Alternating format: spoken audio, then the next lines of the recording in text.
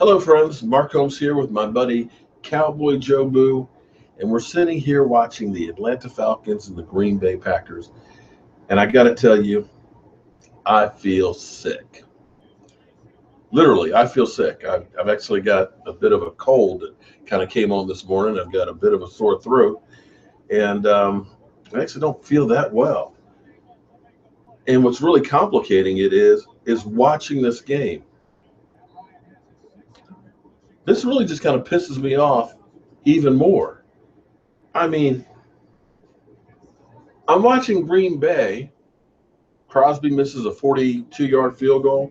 Of course, he hit three, you might as well say, with the one he got iced on um, against us, including that one that just kind of bent out and bent back in indoors. The bad play calling, the crazy penalties. This should be us out here right now. This should be a game going on in Dallas. And I'm sorry, I've pissed some people off the last couple of days because I have literally been talking about it. And there's some people out there that are like the Romosexuals that truly believe that Jason Garrett is the answer. That Jason Garrett is not the problem for the Dallas Cowboys. Now, we have all kinds of problems. I will give you that. But to think that Jason Garrett is a great, great coach, to think that he's going to be able to lead us to a Super Bowl, I hope I'm wrong. I really hope that I'm wrong. But I just don't see it. I do not see anything that has transpired with him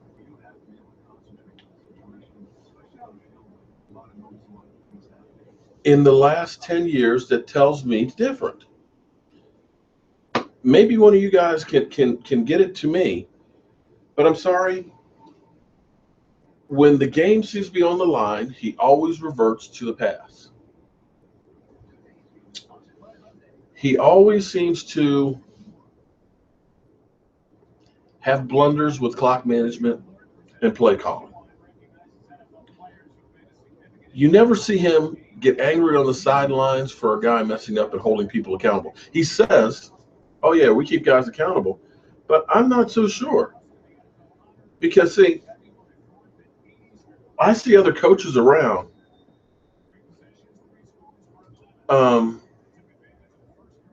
hold guys accountable. Mike Tomlin fined Antonio Brown for the good old Facebook stream and made sure that he knew he was in the doghouse. I don't see that with our Dallas Cowboys. Now, some of that's Jerry Jones, of course, who's still the focal point in the spotlight.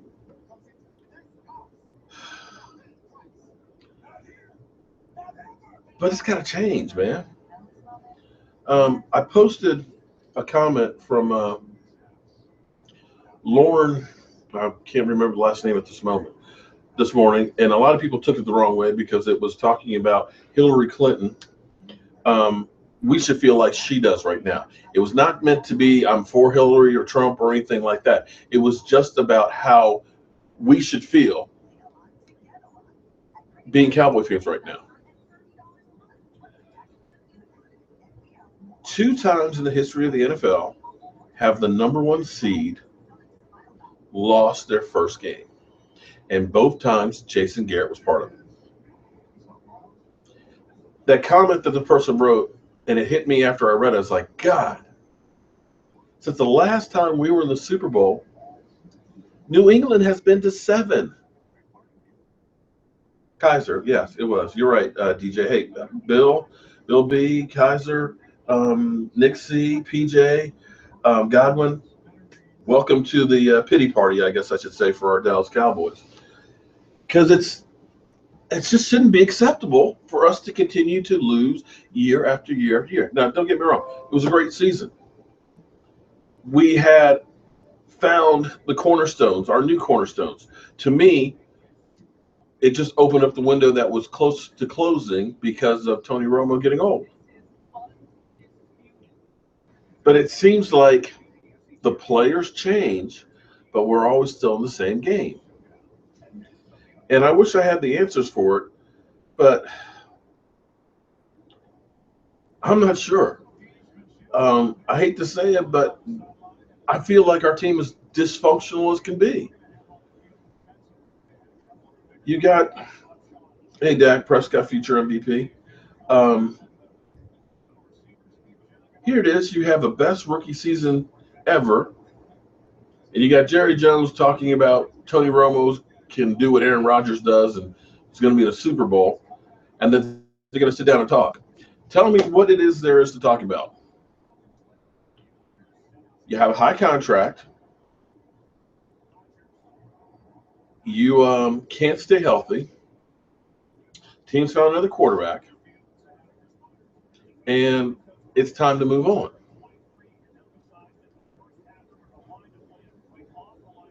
Yet, here we still are with the same stuff.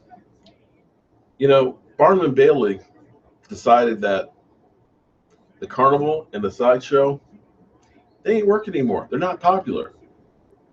Jerry needs to realize that too. The circus is over. We need to start being a team again, a real team.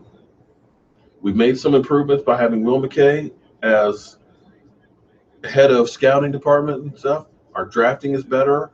Our signing of free agents are better. But the key thing right now we've got to fix, I'm sorry, it's coaching. In fact, I know I've lost some fans because one gentleman, because I said something this morning that if you believe that, then you're an idiot. He came back at me and basically said, oh, so I'm an idiot? Well, I'll be done with this channel. It's like, okay. Here's the thing.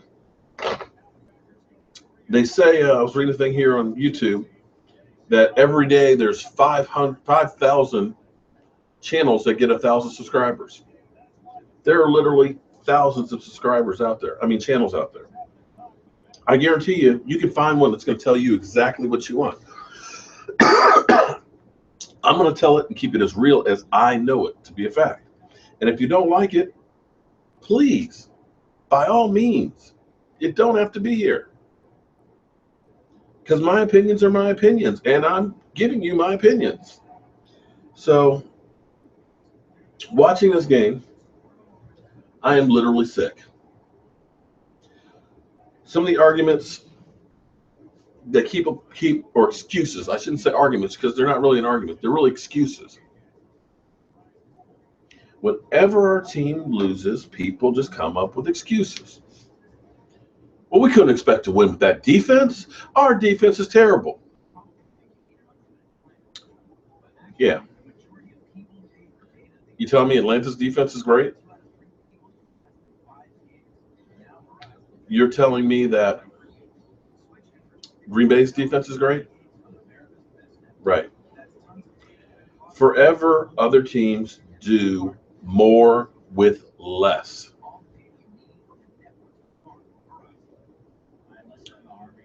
How many teams left have a great offensive line in the playoffs? Rating-wise, we're supposedly one or two. How many of these teams even have a running back that's made up 1,000 yards? I know Green Bay doesn't. Huh. So I look at this, and I feel like there's a problem. We got talent. We got people in positions to win games, but we don't win the games. Okay, so enough of that. Not trying to depress everybody. Let me get some of your comments and stuff, and I want to welcome everybody here to the Jobu Sports Report. I appreciate all the support, and I'm probably figuring that all you guys are feeling like me right now, sick and disappointed. Jordan, we will have more next year, hopefully. Hopefully, I'm hoping that it's not a whole crock of crap that we're getting, but the things you keep hearing about Jalen Smith um, coming around sound promising. He's still wearing that brace, so we don't really know how well that's healing. And if it is firing, I'm praying that that does, because that would be a big load off our shoulders if he is going to be the real deal next year. An alternate choice for head coach. Well, here's the thing. Sometimes you need to make change for change's sake. By that I mean, usually you have about a 5-year window where if you're not really successful in that 5 years, you kind of start to get tuned out. And I think we're there with Jason Garrett. Jason Garrett forever is like he's learning on the job. I came across a really interesting article. Let me actually bring this up real quick. This was written December 19th by Chris Chase on Fox Sports. And it was almost a foreshadowing. And it's dead on. If Jason Garrett coaches like he did Sunday, the Cowboys will have a playoff disaster. And this is talking about the Tampa Bay Dallas game. Let me get to the part that's relevant to it.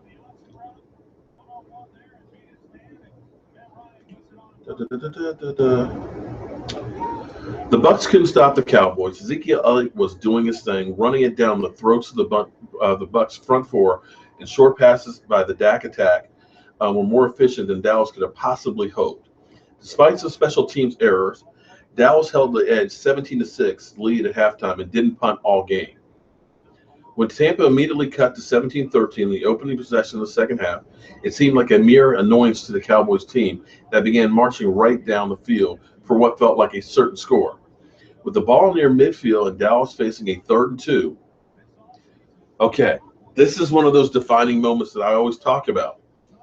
Ezekiel Elliott really has not been stopped most of the season. You've been running the ball all day long. It's 3rd and 2.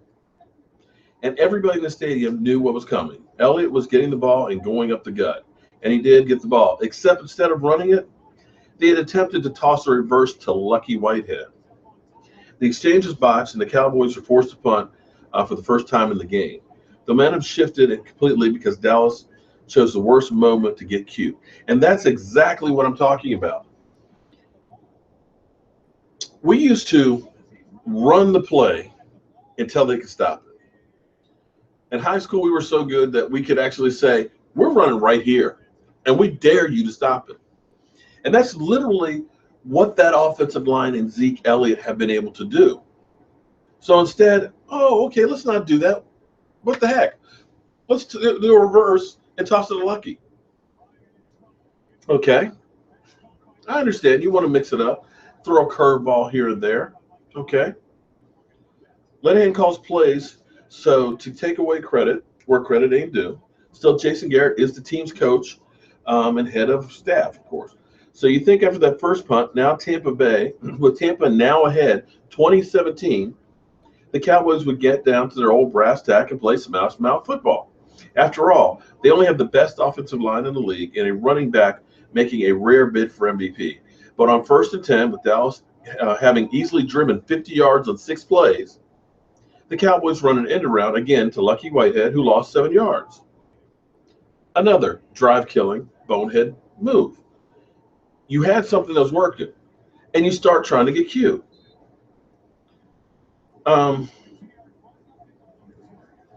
That's the kind of stuff that, I'm sorry, I disagree with.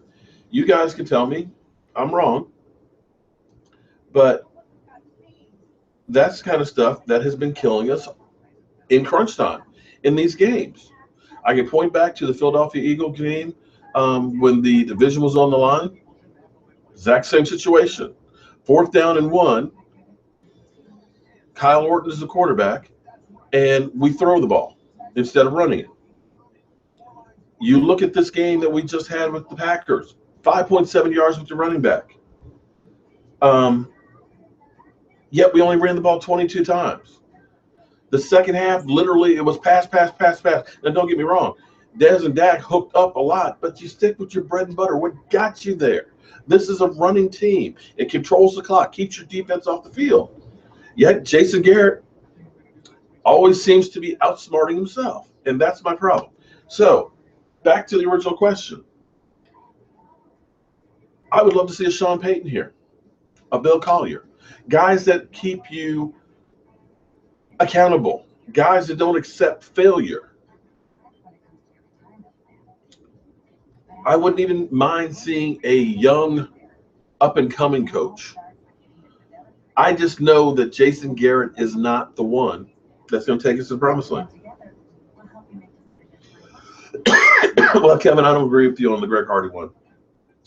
Greg Hardy, a lot of talent, but see, Greg Hardy, Randy Gregory, Rolando McClain, those guys were guys that became a cancer in the locker room that kind of practiced and worked out when they wanted to. And if I'm a guy who busts my ass every day to make an impact for my team, and here it is, I have a guy who's half-assing it or says, I don't really want to practice today, got the big fat contract and getting paid and getting the playing time and messing up on the field, it makes me feel like, why do I even bother to work hard? He's automatically going to get it. He didn't have to earn crap. So when you have guys like that, it messes up with the team. So, no. I wanted Greg Hardy originally because I thought the talent would overweigh the cancer that he'd become. Didn't happen. Yeah, as you see, nobody signed Greg Hardy. Even the Canadian lead said thanks, but no thanks. So forget that one. I've heard some people say, oh, we need to re-sign DeMarcus Ware. Sorry, but DeMarcus Ware is over the hill, can't stay healthy. If you're signing him, I hope you're signing him for a one-day contract so he can retire as a Cowboy. But you're not going to get the help we need from DeMarcus Ware.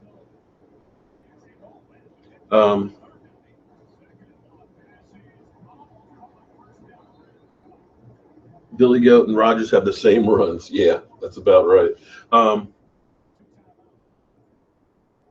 What pisses me off the most is Dunbar on third downs. Well, he'll probably get re-signed. I think that's going to be one of the free agents that we end up holding on to. I think he can get signed to a relatively good contract that won't cost too much. Well, Kevin, I'm glad you understand. I appreciate it. Jordan, I agree with you. If there's anybody that deserves a ring, it's Jason Witten because he has literally given everything to the team and has been an outstanding player on and off the field. And that's the kind of guy you definitely want to see a ring. Sam, man, you know what? Aikman may be sick and tired of seeing it. One thing you can say about Aikman is he doesn't hold any punches. He does at least tell you exactly what he thinks.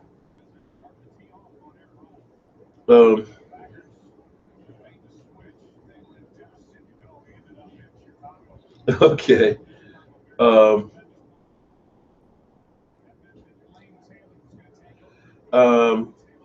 You're not going to get much. Morris, you're not going to get anything for as far as the late pick. McFadden's actually probably going to command a good chunk of change, and you're not going to be able to re-sign him, I don't think. What happened to Alfred Morris? Once McFadden started getting healthy, he started playing him more as opposed to Alfred Morris. And I think Alfred Morris is one of those type of running backs that he needs to get the ball more times to get into a groove. And he never really got the ball that many times a game. And I think that's part of the reason why his numbers aren't that good. Joe Gruden? You mean John Gruden for the Cowboys? I would love to see a John Gruden. Because now here's the thing.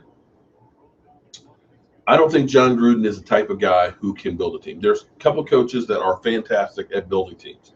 Bill Parcells was always fantastic at building teams. Every time he went someplace and coached, he ended up leaving the cupboard full. And I dare say that the team he left was the team that we basically lived on through the late 2000s. John Gruden's not that kind of guy. He's not the kind of guy that can build a team because he basically took Tony Dungy's players in Tampa who kept getting close but not close enough, couldn't get over the edge. He took him to that Super Bowl and won it. And that's the kind of guy that you kind of want to get in there, a guy who can just kind of take the talent you have and just get him to that over that hump. Just get them to that next level. But I just don't think that Jason Garrett. I think we're going to have the same results next year. I pray that I'm wrong, but I feel we'll be a good team. We're probably going to take a couple of steps back because winning 13 games is not a given. Especially, oh, Sarah's here. Sarah, you know you're one of my favorite fans. But winning 13 games back to back, it's not easy. Look what happened to Carolina this year. They were 15-1 last year. They couldn't do jack crap this year. So be prepared for us to kind of step back a little bit. Now the question is, will Garrett have learned anything? Unfortunately, with him winning Coach of the Year, he may feel better than ever, smarter than ever, and think that nothing's wrong. Oh, Jason Garrett is definitely – Jason Garrett has to feel like he's the luckiest man in the world because he's not held accountable. You can go 4-12 and still have a job. You can lose in the first round of the playoffs every time and not have to worry about your job. What's up with Jobu?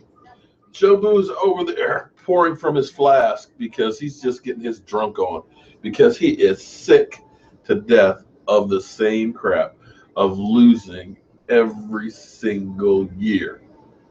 Now, I don't know how much you guys are going to be watching the Super Bowl and things, but I'll actually be there. I'll actually be flying out a week from Wednesday. I'm actually going to fly to Dallas. I'm going to go to the Star because I want to go ahead and see the place. Hopefully spread some good mojo for the Cowboys for the 2017 season. And I'm going to do some videos and stuff there. I might try and do a little meetup if any of you guys are available on Wednesday evening. And then I'll be driving down Wednesday night to Houston, and I'll be down there Thursday, Friday, Saturday, through the Super Bowl. And I'm going to go ahead and go to First Take's taping, see if I can get a hold of Stephen A. Smith or get arrested. And I'll definitely show you all the sights and sounds of the Super Bowl. So any of you guys that are in Houston or going to be there for the Super Bowl, I would love to have a get-together so we can get some videos and things and stuff and have a good time down there. I just wish the Cowboys were there. Yeah, Green Bay sucks. Can you believe we lost to them the way we lost to them? Yeah, well, Jordan, it's not funny. It's actually sad. I should have just kind of kept his arm was actually broken for a couple of days before that. When I made him, his body is a piece of wood, and it's a heavy piece of copper wire that goes through there that connects for his arms. And because he moves his arms around, and over the years, the wire just finally broke. And it just fell out. So I was like, okay, I got to put a new arm on Jobu. And I don't know, maybe that was it. Maybe I should just kept sticking it in there and maybe put some epoxy on it. What happened to Rodgers? Yeah, the bad man is just looking bad today.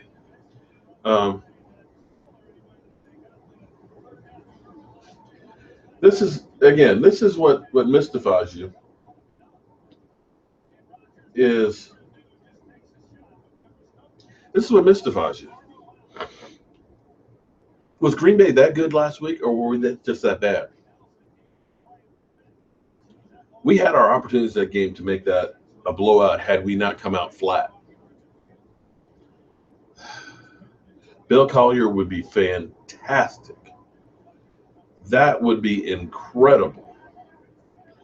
But unfortunately, nobody's talking about Jason Garrett getting fired, especially not Jerry Jones. Jerry Jones is too worried about Tony Romo. Swartz, I will agree with you. We were not prepared. But Joshua, here's the thing. You had 2 weeks to prepare. Well, rest and prepare for that game. There's no excuses to come out flat like that.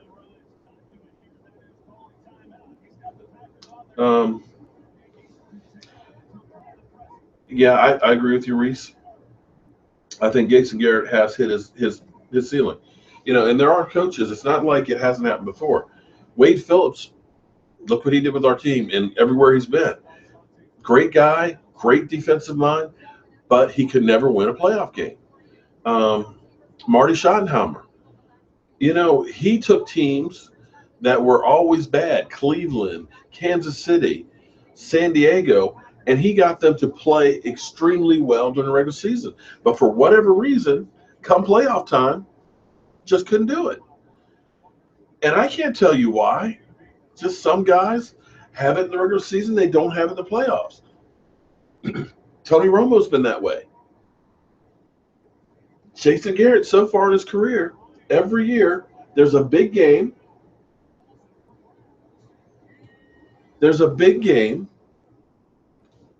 And it just never happens.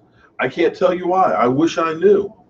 But are we going to continue to just waste year after year after year? Because every year I hear the same thing. After the 8-8 seasons, well, give them another year. We'll see what happens. Okay. What if when we lost to the Eagles in 2013, we had made a coaching change then?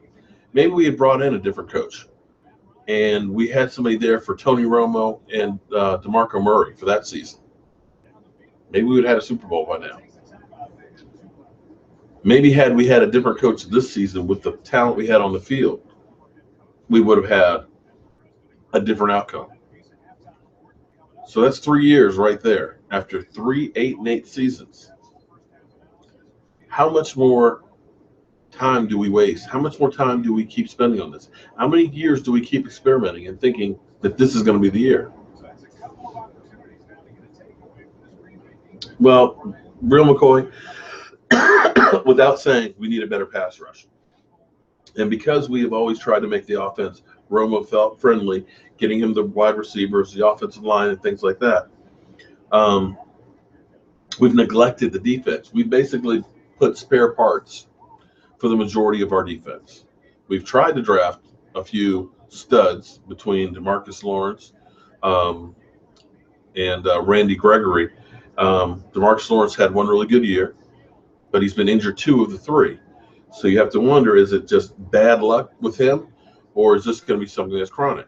Randy Gregory, well, we got 2 games out of him this year, and we're not going to get him next year. And the question you have to ask is he going to be able to stay clean next year so you can have him the following year? So he's not an option. We tried Greg Hardy, of course, the big name free agent, but he just was not a character guy for your team. So we have to get past getting spare parts and practice squad guys on the defense. We have to get some real people who can play now. Now, as much as you want to say, well, draft a stud on the line, generally speaking, pass rushers aren't that impactful the first year. You have 1 or 2 that are, but usually they're higher round draft picks than what we're going to be able to do. That's where in free agency, I think we have to go big to get an impact guy. Like I said, I think a Calais Campbell would be fantastic because he's going to make that whole line better, and he's going to help the other guys be able to get into that rush. But we'll see. Jeffrey, I'm hoping you're wrong, but I'm hoping that you're wrong, that it won't be till Jerry Jones is finally gone. What I really would hope for is that Jerry Jones would just kick back and let football people run football.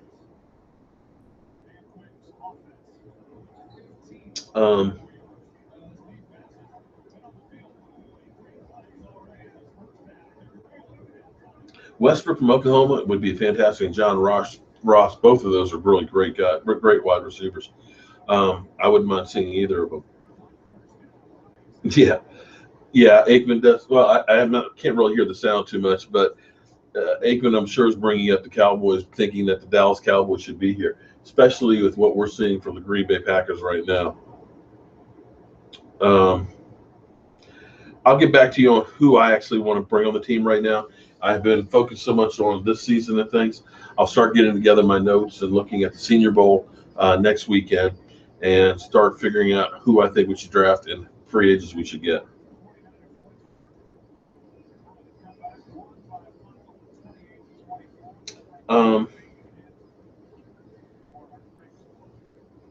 Well, here's the problem, Chris. as far as replacing Doug Free, that's not going to be an easy one. I think Doug Free will probably be re-signed. And the reason I say that is you have Chaz Green, who has all kinds of talent, but can't stay healthy. And I'm not sure if you want to risk having him as your starter, and then he gets injured again, and you have nobody else in the pipeline. So it's possible that Doug Free gets signed to a better contract than the one he has right now. I think he's a $5 million cap hit currently, but I think he can be resigned for only a couple million. Excuse me. Like I said, between this heebie-jeebie flu bug I just caught and this game, I'm feeling sick as shit.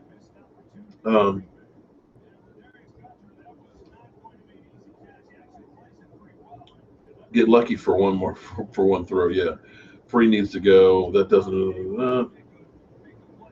Yeah, Green Bay is not. Yeah, the referees aren't helping them too much today. We have cap room for Barry and Campbell. Well, we could have cap room for them if A, you trade Tony Romo or you release him. I still believe this is out of hand. I still believe that what's going to happen with Tony Romo is he'll be released. I think with Jerry and him sit down, he's going to want to find the best deal he can. And quite frankly, I really don't think that the Cowboys would get much in a trade. They might get a 4th or 5th round pick at most, but that's still worth it. But I think they would rather go ahead and say, Tony Romo, you've been a great guy. Pick where you want to go or finish on your terms. So that's what I think there. That would open up basically $15 million because whether he's traded or he's cut, we still are on the hook for that $19 million. And the reason why I keep telling everybody, because everybody keeps saying he's coming back. No, he's not. Because then we're on the hook for $25 million for this year, and then you're still on the hook for another $9 million the following year, even if you cut him. So you're going to spend $35 million for one season for Tony Romo? Think about that. $35 million is what it would cost to keep him for 1 year at a minimum. So it's not going to happen. You create $15 million there because you can divide up that $19 million over 2 seasons, 10 the first year, 9 the second. Okay. You can create about $29 million because they were smart enough with like Tyron Smith's contract, with some of the other ones that they have, where there's trigger money where they can basically use it as a piggy bank. They can take it and turn it into bonus money and get immediate relief. They can do that to the tune of $29 million. So now all of a sudden you have about $45 million to work with. Now, but what that does, of course, is that's basically mortgaging the future, and that's the same kind of stuff that got us in trouble with Tony Romo. However, how you doing, Ray? Just talking to Dallas Cowboys and living the dream. However, if you look at the team right now and you say, if I can get a couple of players to be impactful for that defense, we can live with that group for a couple of years and make a couple of runs. And I think that you definitely go ahead and try and make that move. Now, if you can get Barry or Campbell, one or the other, I would say Campbell, because I think Campbell will be less, and I think you'll get more from him on that line than you will from just safety. However, I'd be happy with either one of them. Trey Kennedy, I'm like you, man. 24-0. Why couldn't we do that? Yeah. You know what? I might watch First Take tomorrow just to see what he has to say about Aaron Rodgers being the bad man. The Mr. averaging 359 yards a playoff game and stuff. Yeah. Seems like everybody always gives us their A game when they show up in Dallas, because this Green Bay game is pathetic. Church is a free agent, and I think J.J. Wilcox is as well. So, yeah, we've got 21 free agents on the team if you count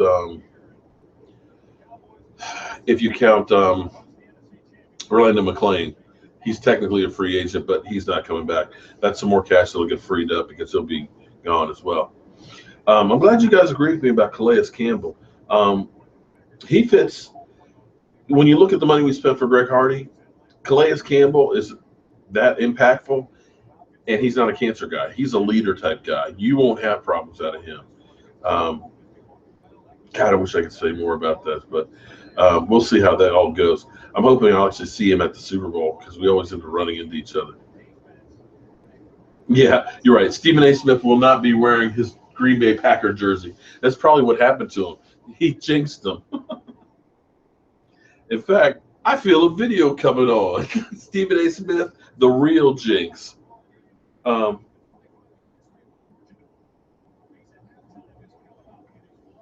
Yeah, well, he's a punk ass. You're right.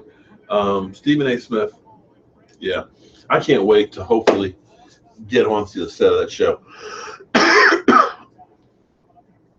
Yeah, 24-0. Take that, cheesehead. Mark, I think somehow Romo stays. Henry, I'm sorry, man. That may be wishful thinking that Romo stays, but I'm telling you, you have to look at football as a balance in every aspect. Be it your offense needs to be balanced. If you end up passing too much, you're going to be one-dimensional. Teams are going to be able to stop it. And the same thing has to be when you look at players. Right now, Tony Romo and Dez Bryant are $40 million on your cap. $40 million. Your whole defense costs you 32. You have a younger guy who, for the next 3 years, is only getting $600,000 on your cap. Romo is a distraction because of Jerry Jones and his big mouth and everything else. Tony Romo does not want to be a backup. And at this point, I personally don't want to bet a season on Tony Romo's back because that's what we've been doing for the last couple of years. We're betting that Tony Romo stays healthy and can lead us to a Super Bowl.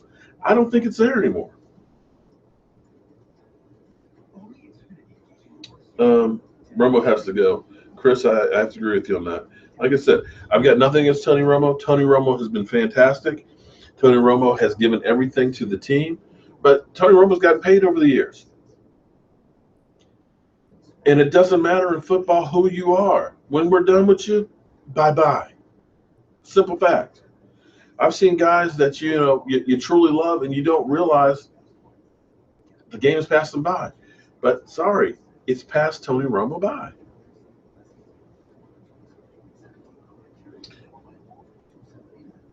Is who paying them all that money?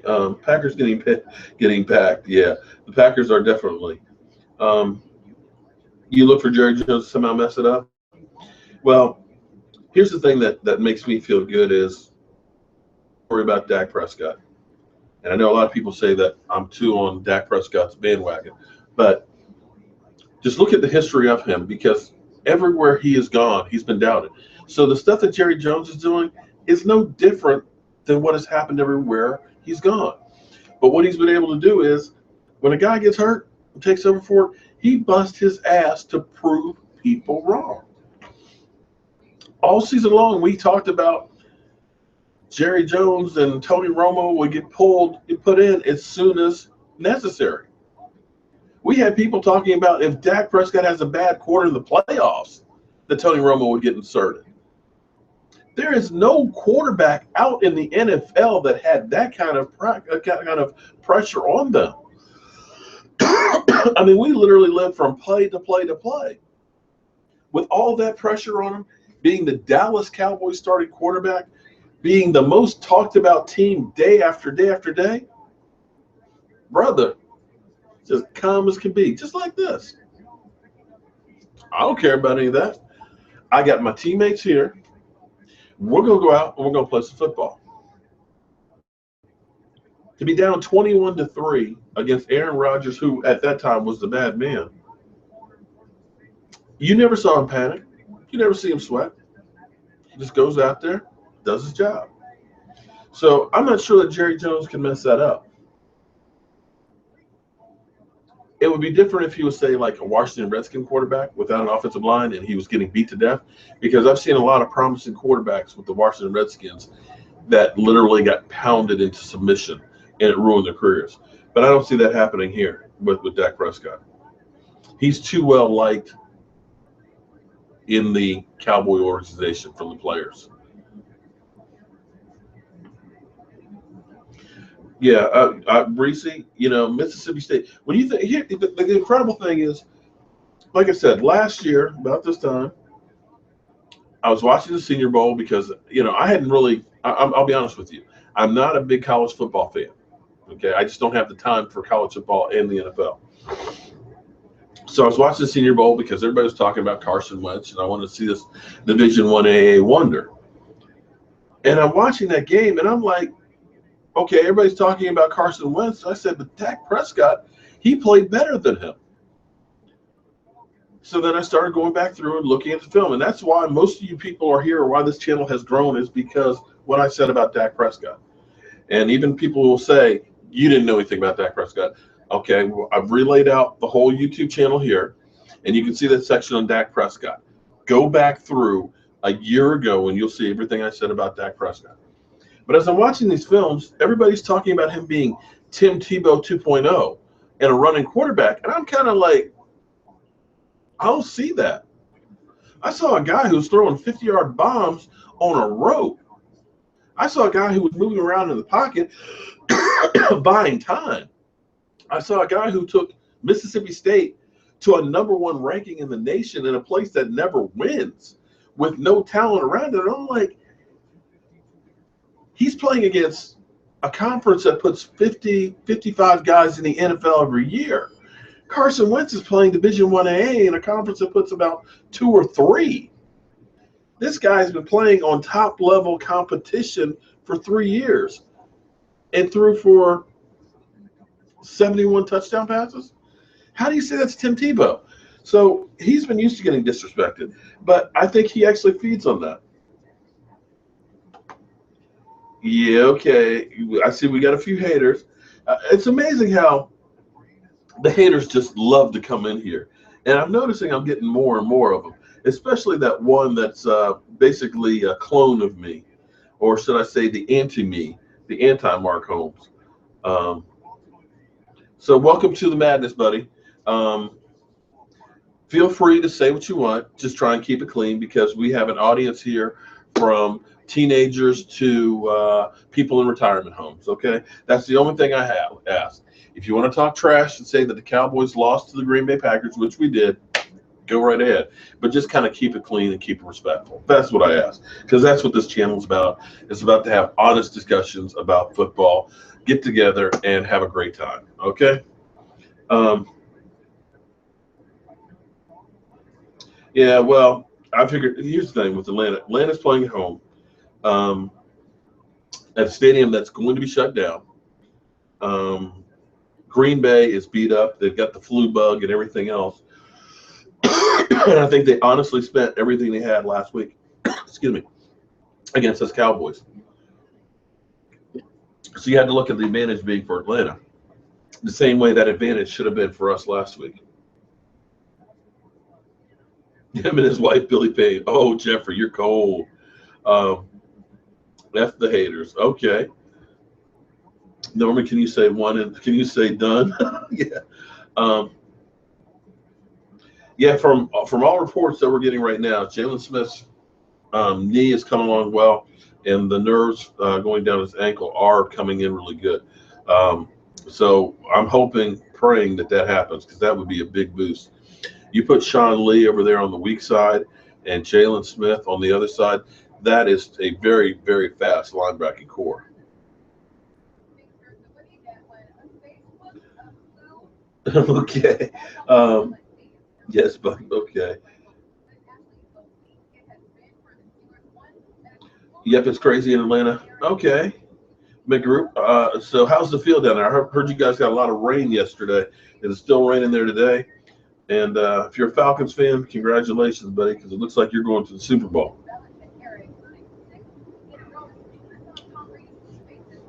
Yeah, well, unfortunately, James, the Cowboys messed it up. Trolls are trying to avoid their team losing. That's well, they're definitely on here right now.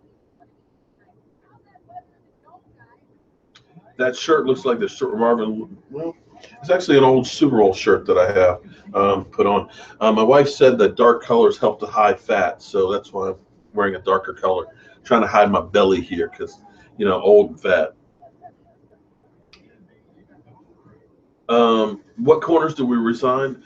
Morse, Claiborne, or Carr? Well, Carr is not that bad of a corner. The problem is he just had that big ass contract that he could never live up to.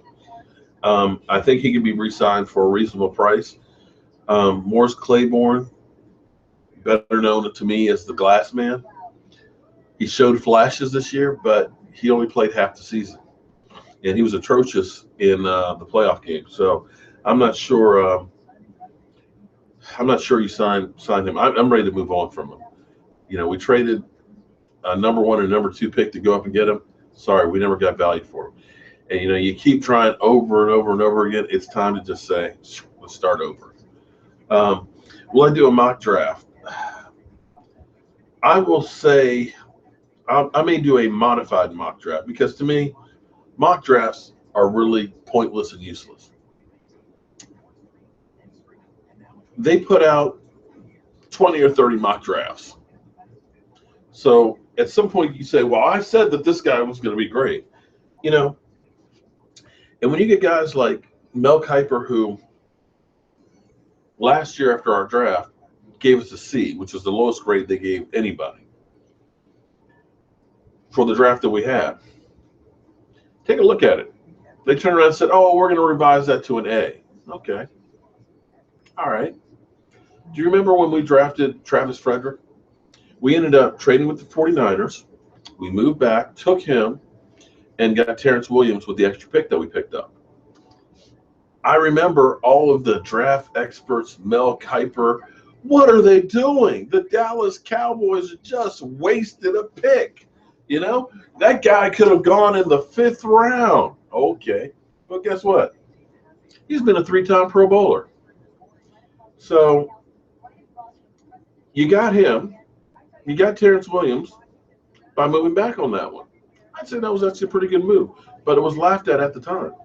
So the mock drafts, I'll put out there who I think the Cowboys should draft and look for it, but I won't do like a full mock draft. Like I said, it's really a waste of time. There's too many variables in there to have any idea who's going to get who. So we'll see where we go with that. Like I said, channel has grown so much more that I'm having to do more and more stuff than I did before, which is great because I enjoy doing this. I wish I could do this as a career, but I do have a day job, so it's kind of a whole lot to do. And I'm actually starting a new job actually when I come back from the Super Bowl. I've been doing a little bit of work for this company, but I'm going to be doing a lot of work on the Smithsonian museums and things where we're doing build outs and stuff like that, which is going to be really kind of cool because I get in behind areas that people never see and working around some of this great stuff that's, hundreds of years old and our history and all that. So that's going to take up a bit of my time. So it's going to be harder to do a lot of research to do like a full mock draft. Robert, I'm not going to agree with you on that one. It's time for Romo to go. What we're looking at is Dak Prescott staying healthy. And the way that people figured that Tony Romo would stay healthy and we never got a great backup behind him, I'm looking at Dak Prescott knowing that he can take a hit and he's a young guy. So I'm okay with letting Romo go. Romo's, don't worry. Jobu's right there. And he is going to be having a ball at the Super Bowl. You will see more videos. So be prepared to follow along because we're going to do some crazy shit at the Super Bowl. And I might surprise you with some interviews that I'm working on a couple right now that might be really, really interesting. We're going to actually be, I think, at NFL Honors. We should be maybe at the NFL PA's party. So we'll be around a lot of players. We'll be at the Super Bowl. So we're trying to get around and really give you a taste of the Super Bowl and cover it like nobody else covers. So be prepared, even though, oh, yeah, right. Gray, I would love that one. trade Romo for Denver for Shane Ray. Yeah, that'll happen. Sure. I'd make that in a heartbeat, but that's not going to happen. Um, Super Bowl predictions, I think it's going to be New England against Atlanta. And I said in the beginning of the season, you don't bet against New England because I think they've sold their soul to the devil. They're on a mission to prove everybody wrong. Um,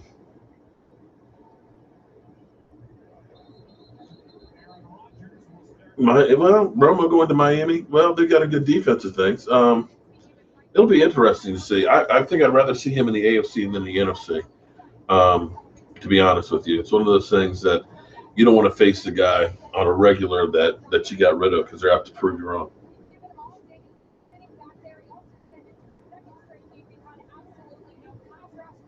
Funny how Mark always makes a stream about the Packers. Laugh out loud. No, this wasn't about the Packers, Jonathan. So you know, it's crazy how people assume that they know what I'm doing. Um, Last week it was about the Packers because the Cowboys were playing the Packers. And this was actually about us Cowboy fans having a discussion about the Dallas Cowboys. And it just happened to be while the Packers were playing. I've talked very little about the Packers, to be quite honest. I've talked about Tony Romo getting out of here. I've talked about Jerry Jones being a nut, basically, doing the crap that he's doing. And I've certainly talked about firing Jason Garrett. Other than answering a few questions about the Green Bay Packers, sorry, they don't. They're not on my mind. Um,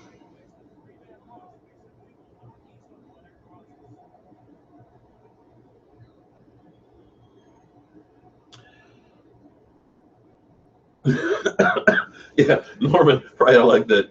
Dak. Norman, who gives a shit if we lost your team is losing? Yeah, at least our game was close. We weren't getting spanked like they are. I see, Sandman. I see us trying to get some of our pieces, but the draft is one of those things that it's a crapshoot. Um, we got spoiled this year with this draft.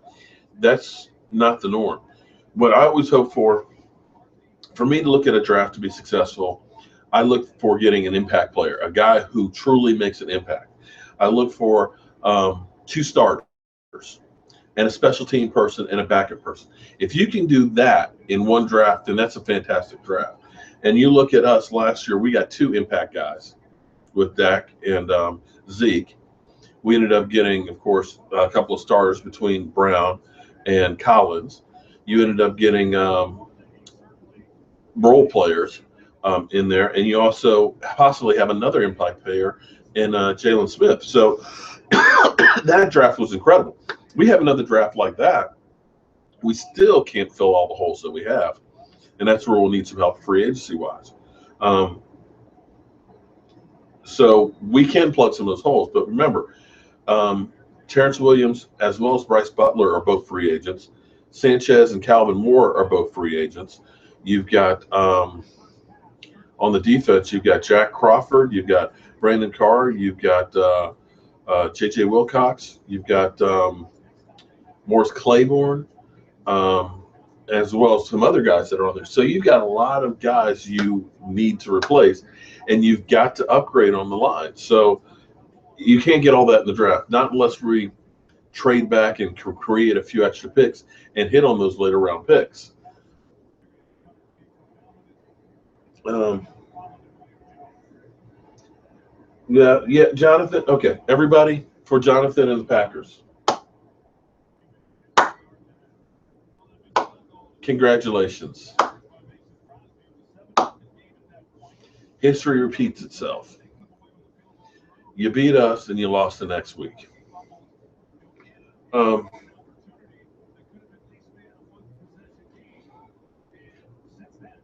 do I see a difference between the discipline between? I see Atlanta team that was prepared to play. I see Atlanta team that came the way they should from play one, which is something we didn't do. I see Atlanta being definitely disciplined because I don't see a whole lot of mistakes on that team. And they are laying the wood to the Green Bay Packers.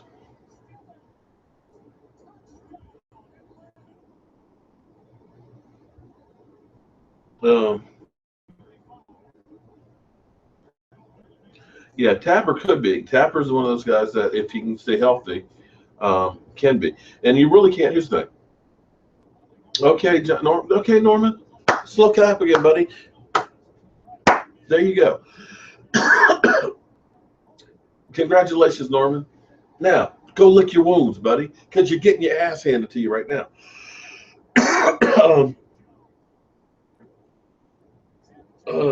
Norman needs a diaper. I'm sorry, I lost my whole train of thought with that idiot. I'm going to start working on my free agency list. Besides Calais, I think that's our biggest need right there. I'm leery about getting big name cornerbacks because they are always going to be 10 to 12, $15 million a year.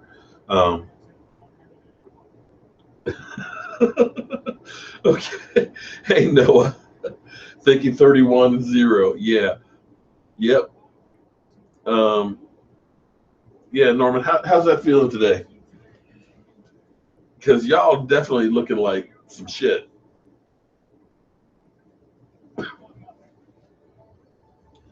Well,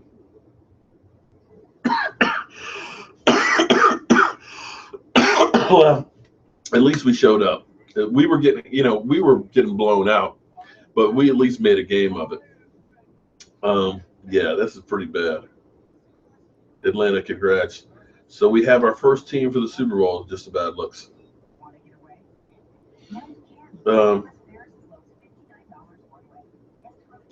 Sam, man, I agree with you, man. I'm wondering what is it that Jason Garrett would have to do to get fired? Because literally, even dealing with his own personnel, when we had problems with Des Bryant, he's never there in the locker room. I've seen him literally see something going on and turn around and go the other way. I've seen him throw his own players under the bus to save his own ass. Think back to the catch, no catch. He said, Tony Romo changed the play. Don't look at me. He changed the play.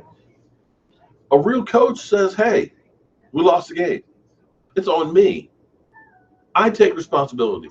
We have to do a better job. You take the bullet. You don't throw your players under the bus. That's one of those things that annoy me about him.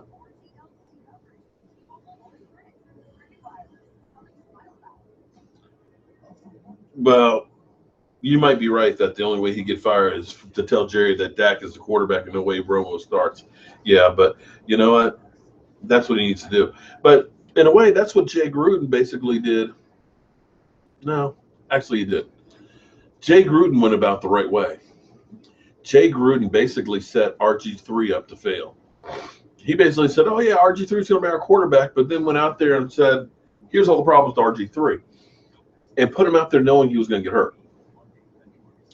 So maybe that's what Jason Garrett needed to do with Tony Romo. I don't know, but it seemed to have worked for Jay Gruden because it got him out of there. And now all of a sudden, he's doing well with Kirk Cousins, although Kirk Cousins may be gone. You want Norman wants another slow clap. Okay, no, I'm not going to stroke your ego there, buddy. Yeah, we are looking. I mean, we lost to a team that just got spanked. That makes him feel worse. Yeah, I don't even know what to say because that just makes us look like we lost to those guys who basically can't get out of their own way. But whatever. It's amazing how the trolls just love to gravitate to this page. I don't live stream with too many other people like this. Does everybody get this many trolls? I mean, between Billy Goat, now we got Norman and some of the other ones. This is kind of funny. Garrett, I agree. Any other coach would have definitely been fired by now or replaced.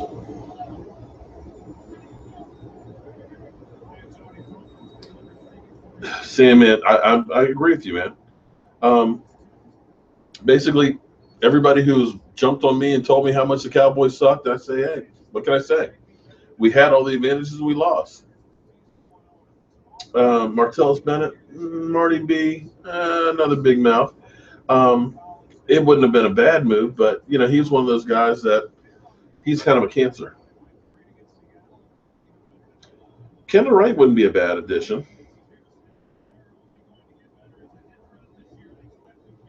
Yeah, Henry, this is definitely an ugly game. I mean, we're only in the beginning of the third quarter. This is pathetic.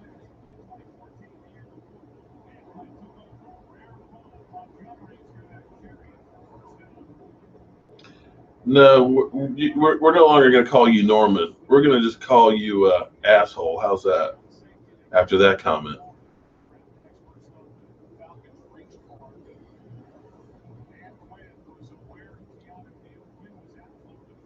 Well, I don't know if I want Aaron Rodgers hurt real bad. Um, I don't wish any player to get hurt because you know the life for a lot of these football players after they're done is not good.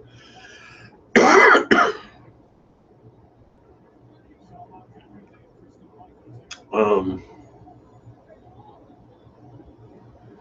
I agree with you, Edwin. I don't think Atlanta is that good because Atlanta hasn't shown it all season. I just think that Green Bay shot their wad last week, and they got some lucky breaks as well. They definitely got away with some holding calls, especially that last play where my man basically was yanked from behind on there. But hey, it is what it is. I don't think we're going to re-sign Morris Claiborne.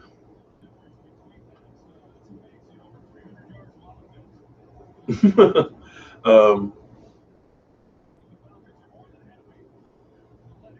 yeah, Green Bay fans are on suicide watch. I like that.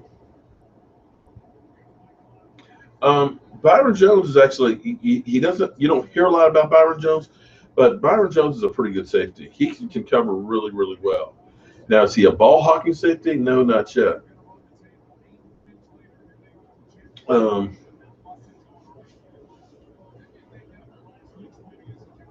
okay, man, Dak, that's such good. What were my college stats? Not very good. I was basically more of a special team player and a role player, so I didn't actually play a whole lot.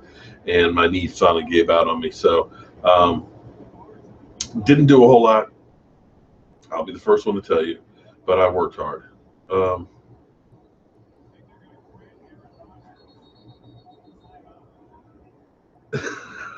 well, uh, to throw for life.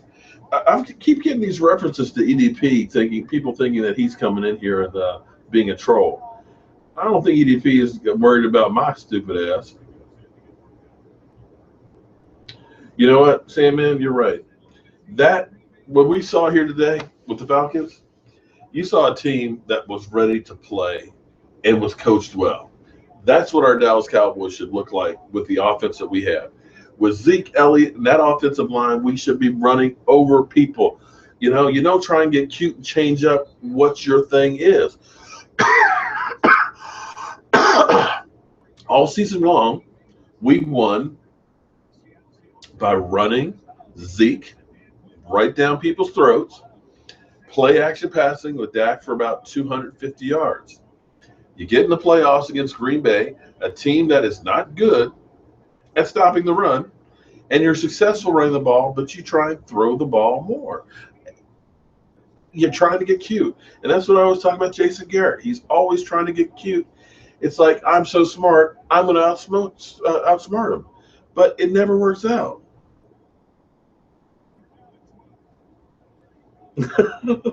um, well, Atlanta's definitely going to be losing Kyle Shanahan. It looks like he's going to go to the 49ers. And rumors are, if he does, Kirk Cousins will want to go there. So the Redskins may be franchise tagging Kirk Cousins to hold on to him.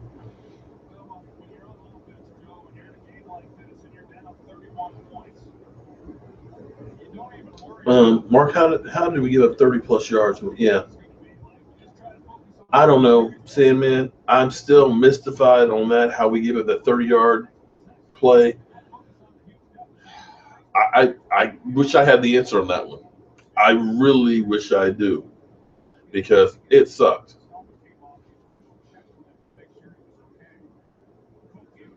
Robert, You're right about that, because when we've had extra time off, we always start off slow, and I go take that back to coaching, not having the guys ready to play from play one. Well, you got to get a point there, Brandon, that Byron Jones would be good at corner if we had a better option at safety, but we don't at the moment.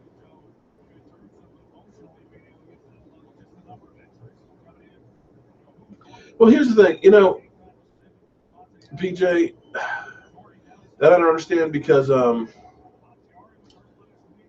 I believe Atlanta is talking to Chip Kelly if Kyle Shanahan goes about being their offensive coordinator. I'm trying to understand how is that guy keeps getting a job after what happened in San Francisco. You want him to be your offensive coordinator for this team? I just don't understand that. But so I don't think Jason Garrett would have that hard of time getting a gig. I'm just saying, it just seems like somehow they always keep finding themselves on their feet. But hey, what can I say? He's still here. Oh, well, on our team, there's nobody. No, we won't be using the franchise tag this year. I was talking about the Redskins. Um, Kyle Shanahan always liked Kirk Cousins, and if he ends up taking the job, he's going to want to get Kirk Cousins. And the Redskins, he's actually a free agent. The Redskins could try and sign him to a big contract, or they can franchise tag him again. So they'll probably have to franchise him, because he may want to go out there and get away from the dysfunctionalists and the Redskins. I know I would, knowing that he's played the way he has the last 2 seasons, and they don't want to commit to him. Are you kidding me? I would just basically say, after you, I'm gone.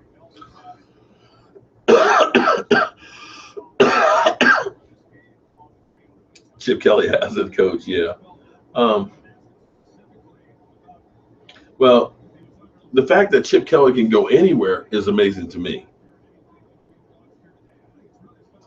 Mr. Chip, okay, apple cider vinegar. My wife said something about apple cider vinegar and some blah, blah, blah and stuff. It'll knock it right out. You may right. Yeah, well, what can I say? Trolls just love us. I'm not sure Jeff Heath is an every play safety just yet. I still think he's a little bit on the slow side.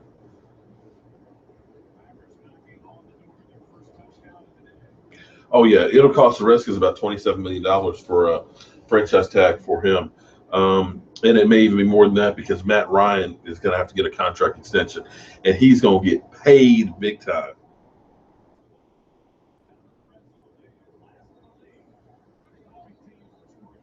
Um, See, man, the Dallas Cowboys getting a black head coach.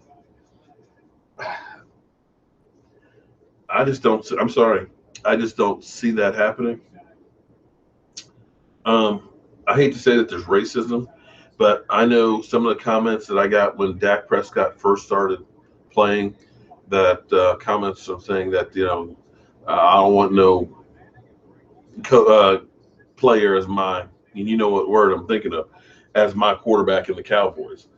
Um, I can imagine if it was a black coach in Dallas, how that would go. Um, Unfortunately, I think that's just the reality of football in general. The fact that this day and age, it's still a black quarterback. The fact that, you know, I'm old. I was the first class integrated in my elementary school. When you see the movie Remember the Titans, that took place my second grade of school in here, and so I dealt with racism. I saw it. I got called nigger all the time. Um, I remember race riots, but I'm 51 years old.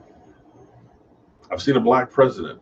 I've seen Doug Williams win in the Super Bowl, but yet we still look at quarterbacks as a black quarterback.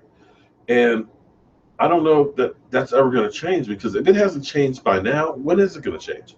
Because you can't judge a person by black or white, because you know what? I know some fantastic black people. I also know some asshole black people. I know some fantastic white people. I know some asshole white people. You have to judge each person and each player by their own accomplishments as well as their shortcomings. Color has nothing to do with it. Either you can play or you can coach or you can't. And that's what it should be. So that's all I have to say about that.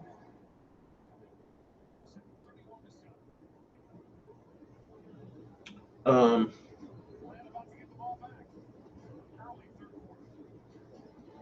oh, the Packers scored. They got 7. Um,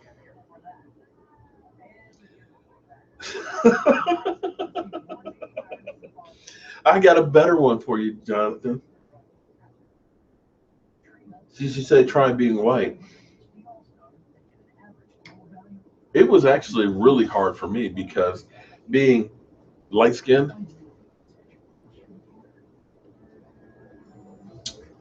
the black kids always said, you're a wannabe, or you're light, bright, and damn near white. You're red bone. White kids would say, nigger. So basically, I had nobody to identify with. So you can joke and laugh and all that stuff, but these are actually real issues. And unless you've been through that, you wouldn't have a clue. Most of you guys are a lot younger than I am, and I hope that you've never gone through some of the stuff that I did. Um, because, quite frankly, it just wasn't right. I'm not here to get on a soapbox and deal with politics or race relations or anything like that. The one thing that I can truly say that makes me feel hopeful about society, and this is going to be my last thing, is I'm a 51-year-old black man. I do construction work. I go around with a freaking voodoo doll. But what's really cool about this is there's black people, white people, Asian people from almost every state out here that are friends of mine on Facebook. We can sit down and have a conversation, even though we may not agree in politics. Probably if it weren't for football, we wouldn't associate with each other. But it gives me actually hope that people from different stations, different identities, different beliefs in politics can actually sit down and have a conversation. So, Jonathan Norman, if you want to make fun of me, my race, or this, that, and the other, go right ahead. That's fine. But this actually makes me feel hopeful for our country because we can agree on stuff. We can sit down and talk. I may not like you, I may not like your team, but we can at least have a conversation. So that's all I'm going to have to say about that. So we're going to just leave that at that. Um, well, thanks. I'll be okay. What I need to do is go ahead and make like a nice hot rum, something or other. Put some rum with some tea and some lemon, and I'm sure that that'll get better. Um,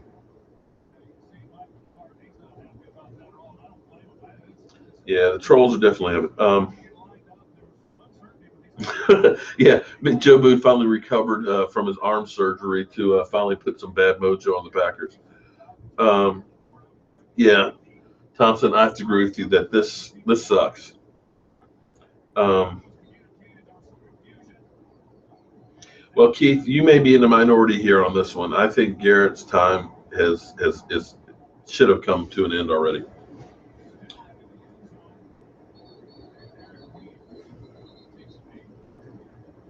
That could, Brandon Green. That could be a really good idea. Um, Eddie Jackson, he could be a beast. And putting Byron Jones back, that would solve one of our problems right there because it would definitely get us another corner in there, making up for Carr or Claiborne being gone. Um, Still think we're going to need to get that pass rusher on the edge, and I still think Calais. I know I keep saying that would end up being really good. That would actually be a nice move. I kind of like that idea. Um, um, Hot toddy. Yeah, hot toddy would be good. Um, I'm not sure if the NFL is racist. A lot of black people play in the NFL. Yeah, but here's the thing: 99 problems is it becomes. I really don't want to get into this conversation, but the way a lot of players in the NFL, like Cam Newton, um,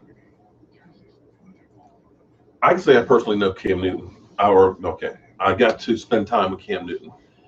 Cam was here for a youth symposium, and that's where I say I am truly blessed, and that's part of the reason why I started doing the whole Jobu report, because it was a way for me to share the experiences I had. The United Way was doing a youth symposium with we had 18 NFL players that came through. Cam was one of them. Calais Campbell. God, what was the racist wide receiver from Philadelphia? Rodney Cooper. He was there. Vinny Ray from Cleveland. Tight end from Denver. But anyway, make a long story short, I am the in case shit happens person. My wife said, honey, I need you to come help us with this, and I need you there in case shit happens, that I need something. I said, okay, cool. She said, but, we're not supposed to be doing a whole lot of stuff with the players and things, and spouses are not supposed to be there. So she said, so I just need you to stay out of the way. I said, cool, no problem. I'll be there just in case shit happens. So my wife comes. She said, Mark. I said, yeah, babe, what you need? Um, she said, some shit just happened. I said, well, what's the shit happen? What can I do? She said, I need you to go to the airport and pick up Cam Newton. Okay. All right. um, go to the airport. I pick up Cam Newton.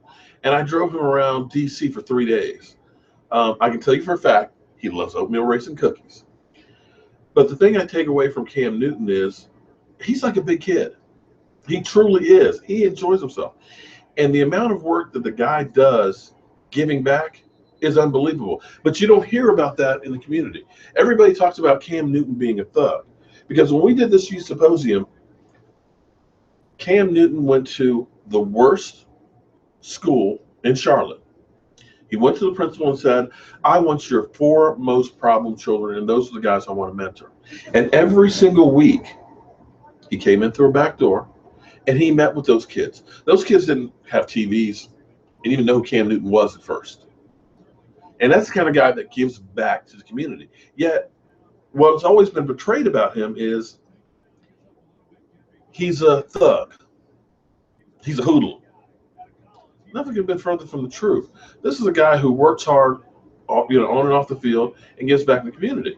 So, like I said, I don't want to get into this race relations, but not everything is as it appears. So, wow, okay. Somebody is truly, truly needy. Sure, Jonathan, if you want to really come into my live streams, you are more than welcome. You are now part of the Jobu Report. Um, yeah, he is asking for permission. um,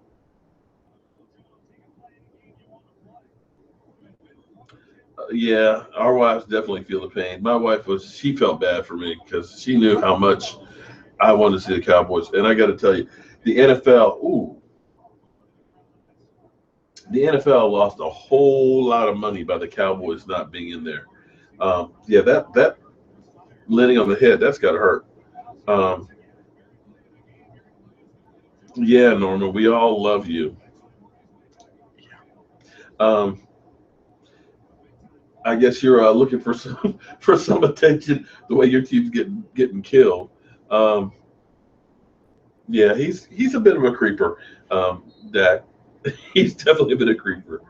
Um, what time? Oh my God, it's almost 5:30. You mean we've been on here for an hour and a half, and I haven't put anybody to sleep yet?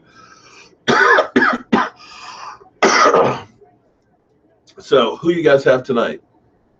I'm thinking it's going to be New England, and a New England Falcons game. I think I would rather see the Steelers because I'm just sick of New England. At least my buddy Richard would be happy as could be. Um, he's a big Pittsburgh fan. Sarah, I agree with you on that. I think the whole part-time referees is ridiculous. Um, when you think about this being a multi-billion-dollar industry, the fact that you're paying referees on a part-time basis that have control over, you know, games that you're talking millions of dollars are at stake at each game. The fact that they're not a full-time referee and that's all that they do, it's just crazy.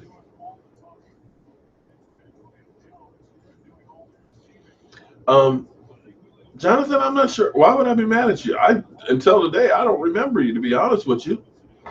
Were you trolling me last week? I don't know. I'm so, being a Dallas Cowboys fan for the last 21 years, Lord knows I'm used to being trolled at the end of the season because it always seems like we can't win the big one. We choke at 8-8.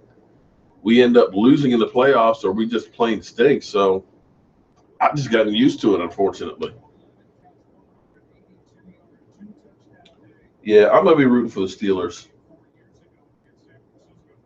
I just don't want to see New England. I'm sick of New England. I'm sick of the Chowderhead fans. They are the worst. Well, thank you. None of that problems. I like I said, man.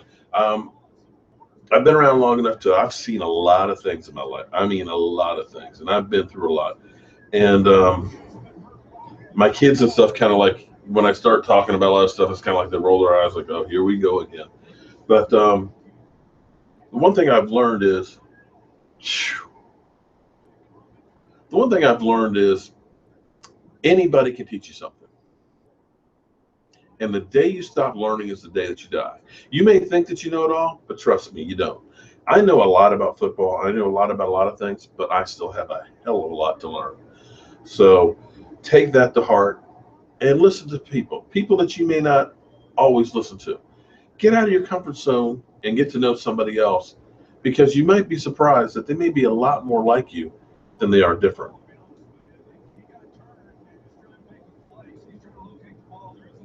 Well, hey, Jonathan, yeah, believe me, there's people that have worse relationships than that. I've got friends who are Eagles on one side and Cowboys on the other, or Cowboys and Redskins. So Tommy Eagle, his wife is a Cowboy fan. So when you see our buddy with the BTS, the reason why he's always in the garage is because his wife gives him holy hell when the Cowboys are playing them. So that's kind of cool. Actually, I think it's kind of a cool dynamic because then you can kind of make little side bets and stuff for the games and things.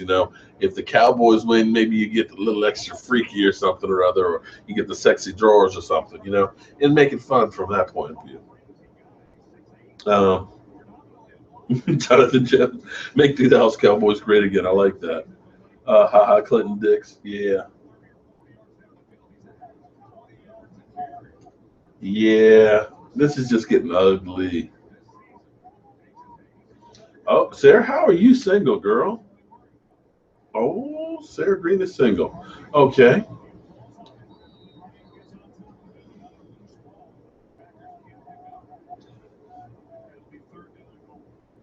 Hey, Jonathan, like I said, I got no problem with trolls coming in as long as they kind of keep it clean.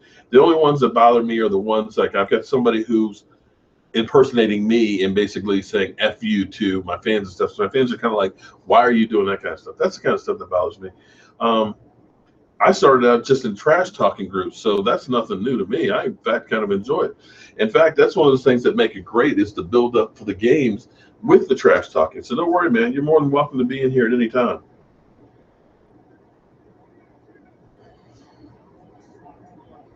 Um,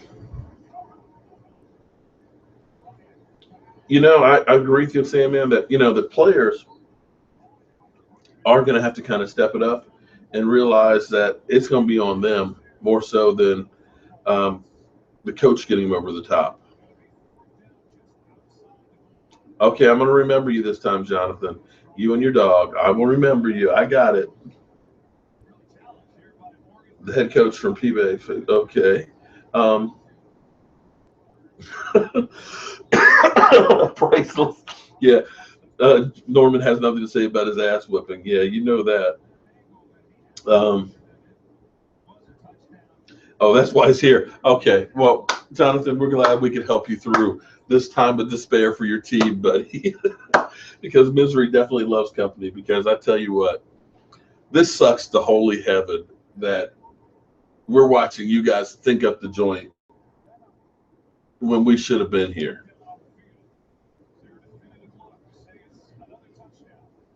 Um, and again, both of us will be watching the Super Bowl at home on the couch, unfortunately. Um, so much skin, I'm almost what? Oh boy, I make a great wife. Okay, but Sarah, I already have one now. um, yeah, another slow cap. You love that. Um, the Steelers, Cowboys, Miami, Redskins fans. Okay, yeah. Well, I've got for me, I don't know if you guys realize this or not. I live in Northern Virginia, and I'm smack dab in the middle of Redskin country. And most of my friends up here are Redskin fans. There are very few of them that are Cowboy fans. And in fact, growing up was back when the Redskins were actually good. I graduated high school in '84. Our crosstown rivals had Joe Gibbs's kids, JD, playing at them. And at my high school, Richie Pettibone, the defensive coordinator, his daughter and his son. His daughter was a cheerleader. Richie was on our football team as well. So that's when the Redskins were good. And we actually had the day off in '83 for them to go to the Super Bowl parade. Well, I'm a Cowboy fan. I'm like, I'm not going to the Super Bowl parade. And in fact, I had the opportunity to watch a game in Joe Gibbs's box if I would cheer for the Redskins. And I was like, that, fuck that. There's no way in the world I'm going to root for the Redskins. I don't care whose box it would be. Take it easy there, Josh. Um, yeah, Chris, if you're in Norfolk, you get the same thing because it's still all Redskin country, especially now that they have their training center in Richmond. Um, I'll probably end up busting their training camp again next year. That's kind of fun going there. Talking a little bit of trash. But, oh, man. Excuse me, I got to get a little drink here. The throat is definitely getting a little bit dry here. Henry out of Louisiana. Oh, man. I could go for some gumbo, man. The military pitch. Say, man, which pick are you talking about? Are you talking about the one where Jobu's in front of the Corsairs? Or are you talking about down at the picture of the Iwo Jima Memorial?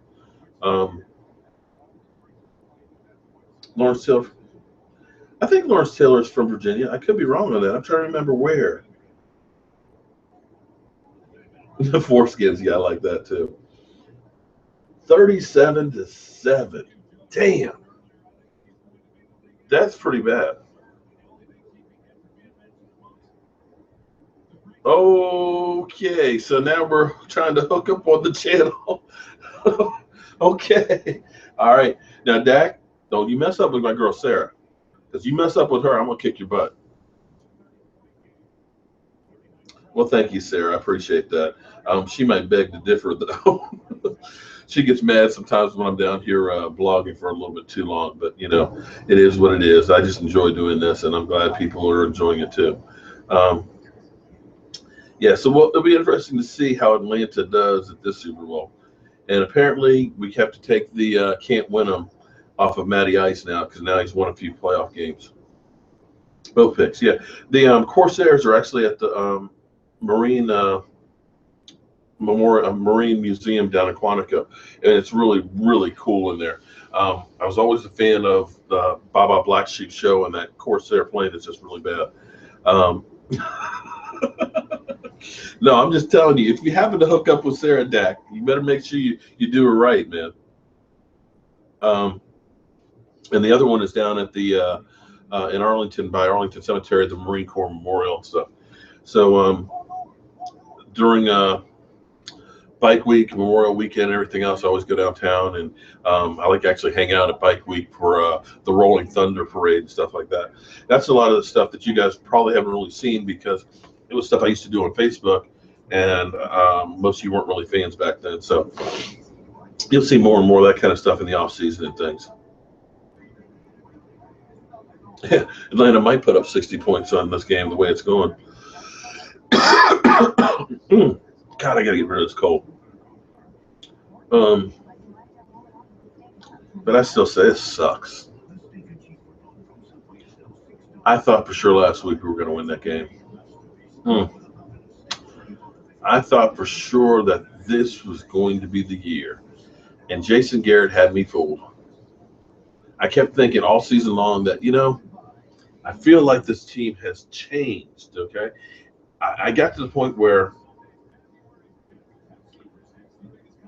I used to think every week, okay, how are we going to lose this game this week? Is it going to be a catch, no catch? Is it going to be a bad call? Is it going to be an interception at the last second at the worst possible time? I kept thinking of ways we would possibly lose every single week over the last few years. But this year it kind of felt like, you know what? Every week after week, I felt like no matter what, that we have a chance to win this game. I remember being at FedEx Field, that toxic waste dump out there in Landover. And even though we were down in the fourth quarter and the Redskins were driving and about to score, I still felt like we're not out of this game. And Kirk Cousins throws the interception. We drive down the field, and boom, we win the game. And I truly thought that this year was going to be the year where we finally got it right. And damn if last week didn't just fuck me on over. Excuse my language.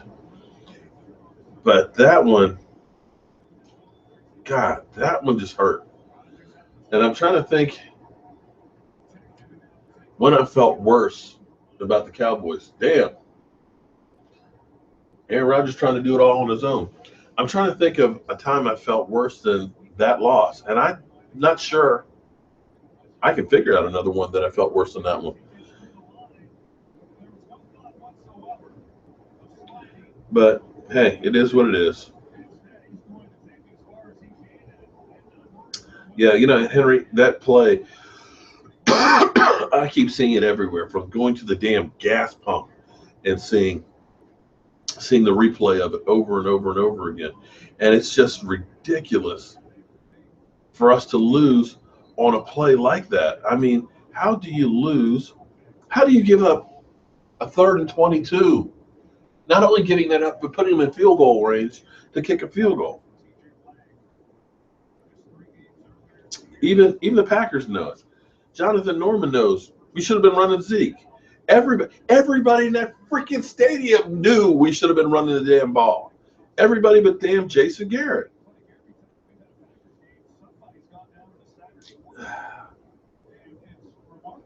Yeah.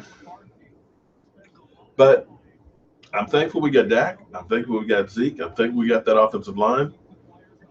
I'm thankful for a lot of those things. So I guess it's better that we won 13 games and had fun all season. It's just disappointing to win. And regardless of how it ends, there's only one team that's happy in the end, because I know Jonathan can probably tell us right now, how do you feel with your team getting lit up, where right now 37-7 is going to be the last taste in your mouth for the season? It's just a bad feeling all the way around. It's just, you don't want to end the season like that. You want to go in on a high note. Yeah. Yeah. You're right, Sam, man. Our red zone failures. And I take that back to coaching. Your job is to put the team in a position to win. And I just don't see Garrett getting us there on those plays. I see it more of we win in spite of Jason Garrett as opposed to because of Jason Garrett.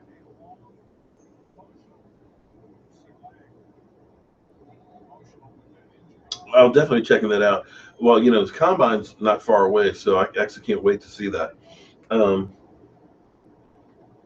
In the future, looking ahead, because this game is definitely over. The season's over for us. This year, I only went to the Redskin Dallas game here in Washington. In the future, damn, you threw another pick, Aaron Rodgers. Damn. I'll be doing more and more stuff, events and things, and hopefully, as I do, I'll get a chance to meet a lot of you guys. This year, for the Combine, the NFL is actually opening it up where fans can buy tickets to actually go to the Combine, which I'll be honest with you is kind of ridiculous because it's just working out. But I'm not sure I'll go to the Combine. Definitely not this year because I'm starting a new job. But in the future, I'm going to start going to more and more events and covering them. I do know for sure that we'll be at the draft in Philadelphia, so we'll be there inside the draft. We'll be covering the plaza and stuff out there and trying to piss off some good old Eagles fans while we're there as well. I'll probably end up going to training camp, and I'll definitely be in Dallas for more games next year. So what I'm hoping to do, and the guys that have been here all season, you've noticed I've been trying to keep updating this and taking it to another level, as far as setting up the locker and the studio and things, doing the webcam and the live streaming. I hope to go ahead and continue and start covering more and more events so that hopefully this will be your kind of news source for news on the Dallas Cowboys. We'll definitely get a Dallas Cowboys mock-only draft because we definitely need to figure out exactly where we're going to be drafting guys as far as the defensive line, wide receivers, and things like that. So we'll be definitely doing that.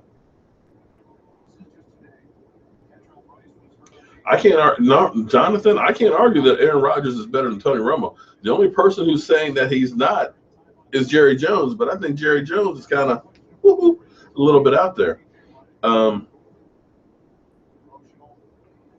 Sarah, I'm hoping that next year will be awesome too. I'm with you, girl.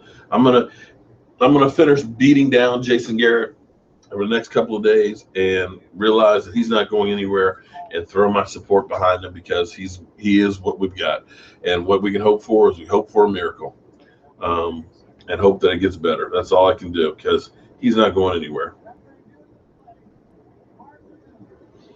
You think he's such? You guys keep telling me you keep seeing Jobu move. I know sometimes I'm shooting videos, he'll kind of fall over when I'll say something funny. I'll kind of think, okay, did that just happen on its own, or did he do that?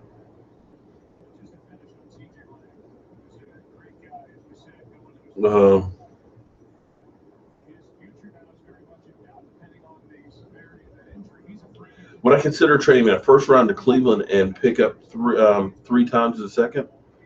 And who would only pick five? Boy, that's kind of convoluted. Okay. I guess you could, but trading with Cleveland and pick up three times in a second. Okay. I'm not sure that. Okay. You'd have to give up a lot to get Cleveland's pick. Cleveland is way up at the top of the draft. Ours is 28th. I'm not sure that Cleveland would want to be trading in the first round. You're going to have to give up a hell of a lot to move up that far in the draft.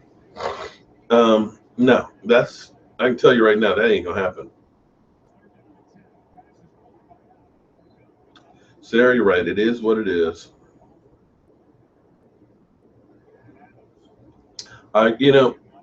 Ram, I agree with you that Dak is a privilege. Because here's the thing. Think about this. Tony Romo and Jason Witten were best of buddies. They always shared rooms during training camp. They shared rooms on the road and everything else. Their roommates had been in the NFL together. Dak won over that guy. Dez Bryant, for a while there, was not getting the ball.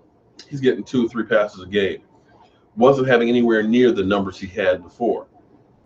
Yet Dak won that guy over. In training camp, immediately, something Dez did, and Dak got on his ass and said, I told you to do blah, blah, blah, blah. And there's a reason why we do blah, blah, blah, blah. And Dez, you're right, got it. So instantly, that guy was a leader, and guys followed along. You don't hear any distemper on that team with Dak Prescott.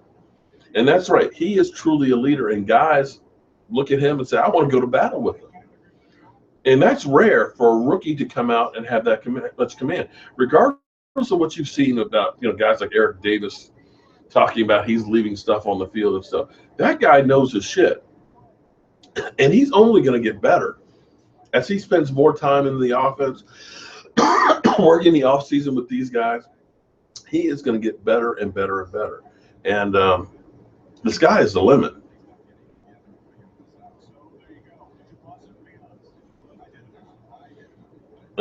Jonathan, I think you're wrong on that one. I think Romo wants to play. He wants to get a ring, but he wants to play.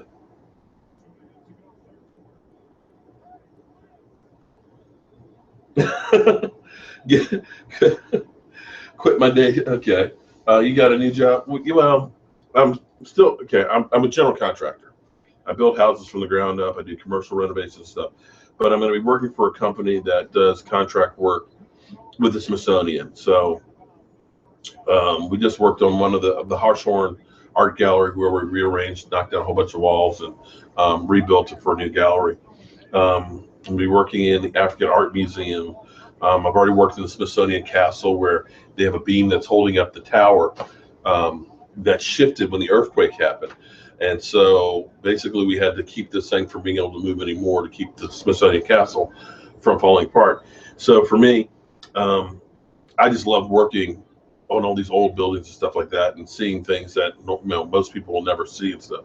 So that's going to be kind of a little bit more stability and giving me actually a little more time to be able to do some of this stuff because it'll be a regular everyday job as opposed to being a contractor. I may work 7 days a week sometimes.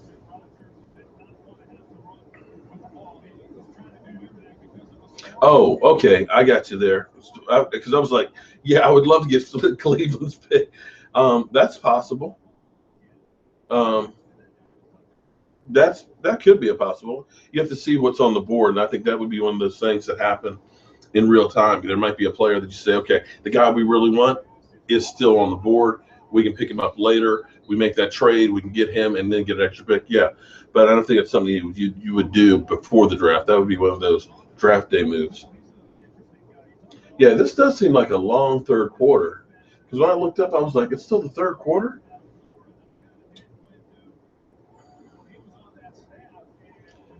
Um,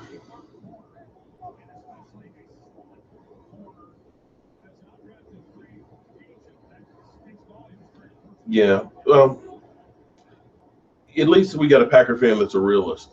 John, I'm going to ask you a real question since you're a Packer fan. Was that a catch or not a catch with Des Bryant? Give me your real honest opinion on that one. I mean, it doesn't matter one way or the other, but I just want to get a Packers fan's view on that. If you got lucky that Des play was called incomplete pass.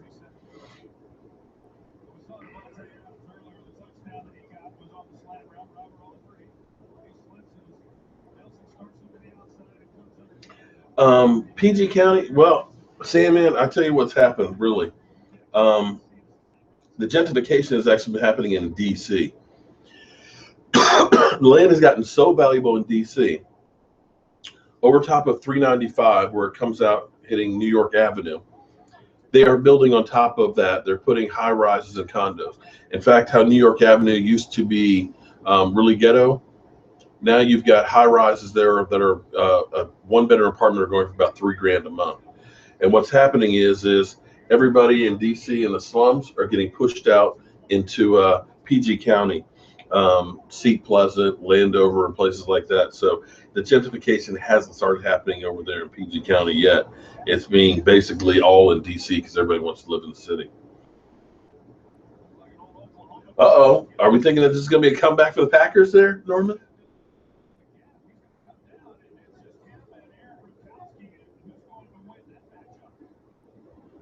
I just hope Denver players keep talking about Romo. Yeah, well, we'll see what happens on Romo. I would love to. Yeah, Mel Kiper definitely has job security. It's funny because they're bringing him out now because he's already got his first, draft 1.0, mock 1.0.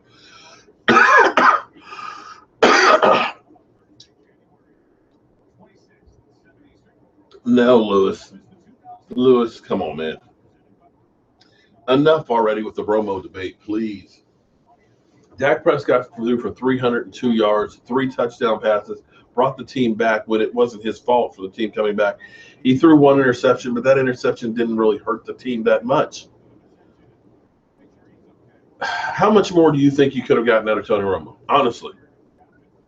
Dak threw for almost as many yards as Aaron Rodgers. Aaron Rodgers only threw for 2 touchdown passes. Can we please stop putting that whole Tony Romo part to bed? Tony Romo is going to be gone. It's Dak Prescott's team. Oh, yeah. I think this is over now after that onside kick. Who do I think Dallas will take in the draft? Well, that's going to depend on what they do in free agency and what's really left over. Because unfortunately, 27 teams are picking before us in the draft. So it's going to be a question of who is going to be left. And right now, you're going to have players that are going to be moving up and down the list like crazy. Remember how Paxton Lynch all of a sudden just started going through the roof there? Jerry Jones wanted to draft him and everything else. Whereas before, it wasn't really there. So it's still kind of early. We're talking about the end of April right now before the draft. We haven't even gotten to the Combine or even the Senior Bowl. So you're going to see a lot of guys that nobody heard of that are all of a sudden going to start climbing up the board and so on. So it's still a little early to tell.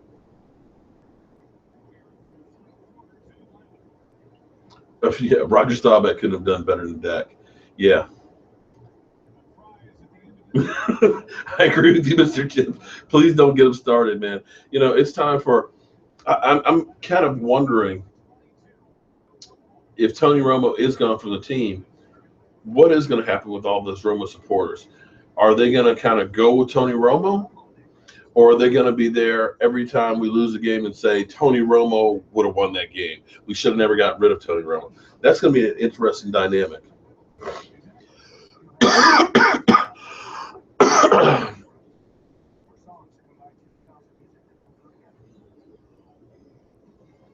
Yeah, he may end up eating his words about Deshaun Watson. And it's always funny because you notice how every year it's always the hot quarterbacks that they talk about in the draft and how few of them actually pan out. Correct me if I'm wrong. Over the last 10 years, number one quarterbacks, I would say Andrew Luck. And you can almost say the jury's still out on him because he's been injured a lot because the Colts kind of got him beat up. There's Cam Newton. Cam Newton has done pretty well, but his career's been up and down. And I think Matt Ryan, was he? He was a first-round draft pick. Am I correct? I'm trying to remember, where was Matt Ryan drafted? But you look at all these quarterbacks that have been drafted early in the first round. Not many of them have succeeded. Jamarcus Russell, that was a bust. You look at from Tennessee. Played for Tennessee. Good old Dream Team. Another one, flash of pan, didn't really make it. So you're looking at all these quarterbacks that they're always high on in the draft. The guy, as they say, can't miss franchise quarterback. Game ready. Oh, yeah. Jared Goff really was game ready, wasn't he? Ready to go. Mm-hmm.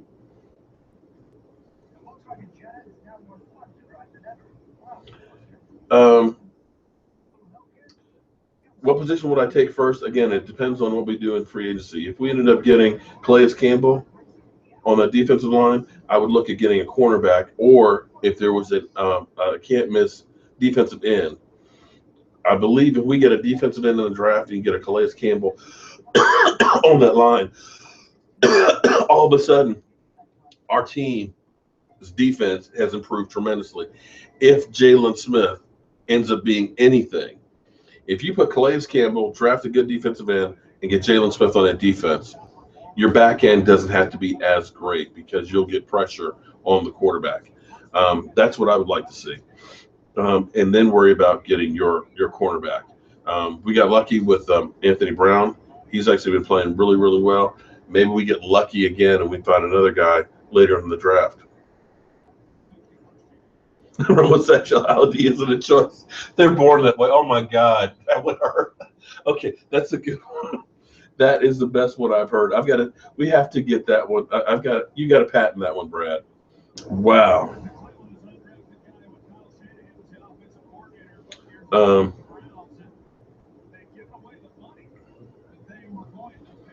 wow. Okay. Okay. Listen, Marco. I'm not hating on Tony Romo.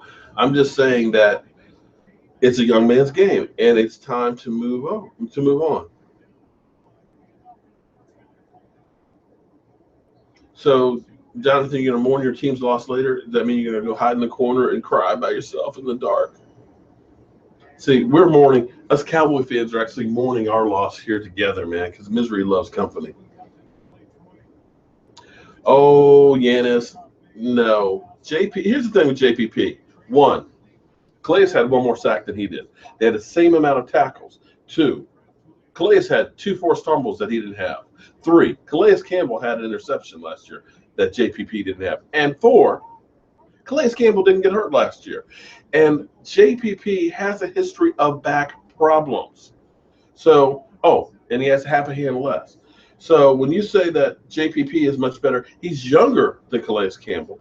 But I'm not saying that Calais Campbell is going to be a 6-year solution. What I'm telling you is Calais Campbell for 2 or 3 years is going to be an impact player for that team. So while you're drafting guys that will take time to develop, he can mentor them. He can make an impact for you now, and he buys you some time. So it's not a long-term solution, so to speak. The amount that JPP will probably get on the open market is going to be through the roof.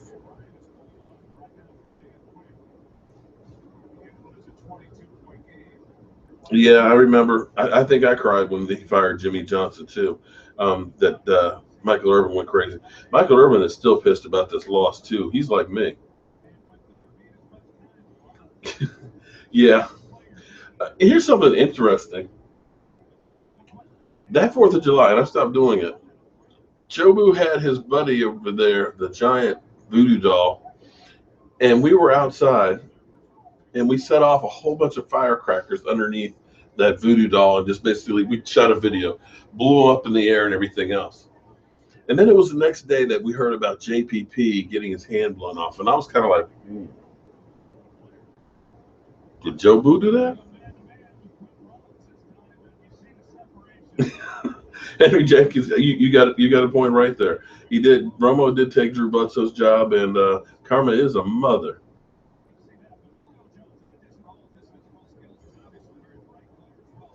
Yeah, well, X Games, it's not. You never know who's going to be a bust. There's guys that you look at and say, this is a football player, and he gets out there and for whatever reason just doesn't work out. You look at a guy like Bobby Carpenter, he looked like he was going to be the real deal and just never could play. Yet, wow. Norman, you can go ahead and start crying now, buddy. It's about to be 44-15. Damn. Wow. How did we lose to the Green Bay Packers? Anyone? Anyone? Anyone? Please explain it to me. And there's still 12 minutes to go in this game? Jesus Christ. That's just unbelievable. Packers slapped yourselves. Seriously. This is a damn disgrace. Is there any way we can get a do-over?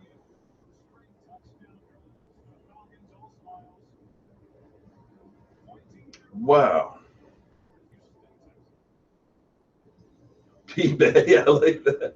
Eat that 40 burger with cheese. All right, the jokes are coming out against you, Norm. Oh, man. Yeah, I agree with you. We should slap ourselves for losing to the Green Bay Packers. Man, y'all got fudge packed, man. Jeez. Without any Vaseline.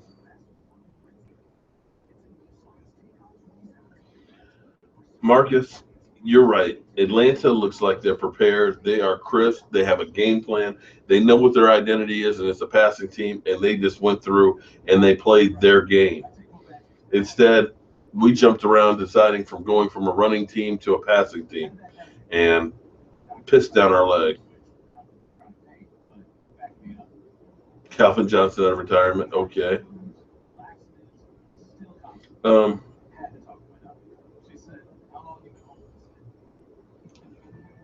there were so many ways that we should have won that game, guys. God, that hurts.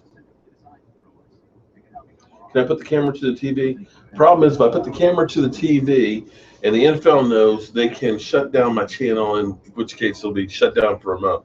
So actually, I can't. Yeah, I agree with you on that we don't have a strong leader. I think Dak is going to be that leader. I think he's leading by example. The fact that Dak is already – here's the great thing. Okay, the fact that Dak is excited about the offseason and we're not having to wait for him to get back surgery or collarbone to heal. The fact that he's already talking about working out and knowing that he's going to be working with the receivers and things. The fact that he is going to be practicing and thinking about football and not playing golf. We're not going to see him trying out for the Masters or the Pebble Beach or anything like that. He's going to be focused on one thing, and that's football. And I think that is just freaking incredible. I am so happy about that I think it's going to make a hell of a difference. Whoa. Well, we got a lot of you guys on here tonight. Okay, so the majority of us, so far I've only had one person who said tonight that Jason Garrett isn't the problem. The question is, what can we as fans do about it? Hi, Purple Dog. How you doing tonight? Because I did this last year. I did this the year before. What, as fans, can we do about Jason Garrett? Anybody has an idea, please tell me, because I'm out of ideas on it. I mean, I'm putting it out there that he's not coach of the year, that he's not as good as everybody thinks he is. I think a lot of times what people will do is they'll just look at the record or the score, but that doesn't always tell the whole story. We were 13-3, partially because we had a soft schedule.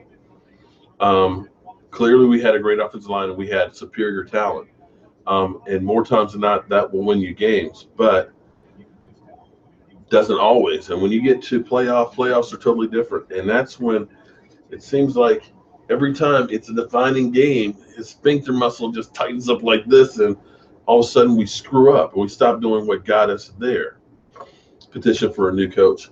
Yeah, well, I don't think Jerry's going to listen, but at least knowing what a problem is the first thing to solving one. Manuel from Stockton, California, can I give you a shout out? No, I can't give you a shout out. Give you a shout out, okay.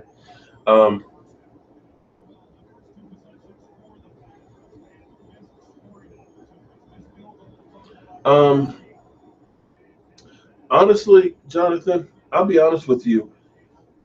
The way the Packers – okay, here's the thing with the Packers, and you'll have to admit this. One, you guys got the flu bug this week, and everybody's basically saying they were feeling sick. Two, your team was beat up. And I don't think you had the horses to keep up with them. And your defense really has not been that good a defense all season long. And I dare say the way you guys came out in this game is the way the Cowboys came out last week to start the game. The only difference is we were able to right the ship and kind of stop the onslaught there. And that's where the talent that we had on the field, where we weren't beat up, where we were rested, kind of came to play. Right now, I think your team is just too beat up. Too beat up, and you have too many weapons that aren't there. And the fact that you don't have a running game, I think all those kind of compounded and made this worse. If the Cowboys would play their game against Atlanta, and that's running the ball, because I think we could have run up and down the field on them, we could have slowed the clock down, given Matt Ryan less opportunities to score, and I think we would have had a chance in that game. You know, it's a double-edged sword because Scott Linehan actually, you know, you can't complain about where the offense was and what he was able to do with Dak Prescott. In the end, it was the play calling, I think. I think that they just lost it. Yeah, I mean, that's Jonathan. I swore last week that the Cowboys had the advantage because we were going to be healthy and rested, and that your team has been beat up. You guys lost Eddie Lacy to us week 5, and from that point on, you haven't had a running game. So the fact that you've been able to run off the string that you've run has been actually pretty amazing, and it's all been through Aaron Rodgers. But in the end, when you have 3 wide receivers out, and even though Jordy Nelson's been playing, he's still not the same Jordy Nelson. The cards are just stacked against you. And I agree with you that regular season is not good enough for me either. I am so sick of every year having the same damn feeling and listening to like Eagle Time, and I'm surprised he's not here because of hearing the one and done. And unfortunately, it's true. We're pretty much one and done team if we make the playoffs. And if history of Jason Garrett comes true, we're going downhill next year. What's interesting is if you guys do Bleacher Report, check it out, the Dallas Cowboys site. It's funny because sometimes I'll say stuff on here, and a day or two later, it seems like somebody else is saying the exact same thing. Babe Laufenberg has a little 2-minute video talking about Dak Prescott and next season. And I said to you guys before, because everybody's got the thing, oh, we got it made. You know, our team's in fantastic shape. Our division stinks. We're going to go ahead and be great next year. And I said, hold, pump your brakes on that. None of that's guaranteed. The Dallas Cowboys, every week next week, will have a target on the back because everybody wants what they have. We're going to get picked apart in free agency. You're going to have rookies that possibly can hit a rookie wall. And the NFC East has not had a repeat winner since 2003 and 2004. So when you start looking at that, it's hard to stay on top. And generally speaking, you don't go from a 13-win season to a 14 or 15-win season. You always take a step back. So as Babe Laufenberg basically said the same thing, that, hey, you had a great season this year, but there's no guarantees for next year. And that you have to still be ready to go. You've got to look at improving because in the NFL, if you're not getting better, you're getting worse. If you're not changing up what you're doing, teams are going to study you in the off-season and realize how to stop you. So you've got to be able to put a new wrinkle in. You've got to keep those teams guessing because come right now, teams are looking at every aspect of Dak Prescott's game. They're going to look to find a fault. And that's what happened to RG3. RG3 came out. It was something totally different with the pistol offense. He had his legs. You looked at DeMarcus Ware literally not knowing what to do. It wasn't that DeMarcus Ware couldn't play. He literally stood flat-footed as RG3 ran by because he didn't know, do I get the back? Do I get the quarterback? What do I do? Through the course of that summer, they realized you knock the crap out of the quarterback, they're not going to run it. So that's where teams come up and learn what you do. And that's what's going to happen with the Dallas Cowboys. Teams are going to look at our offense and figure out the ways to stop it. So, and because of the pass rush, exactly. But we've got to get a pass rush. That has to be the biggest focus all the way around. Your offense is not going to get that much better no matter what you do. You have the makings of still a great running team because of the offensive line.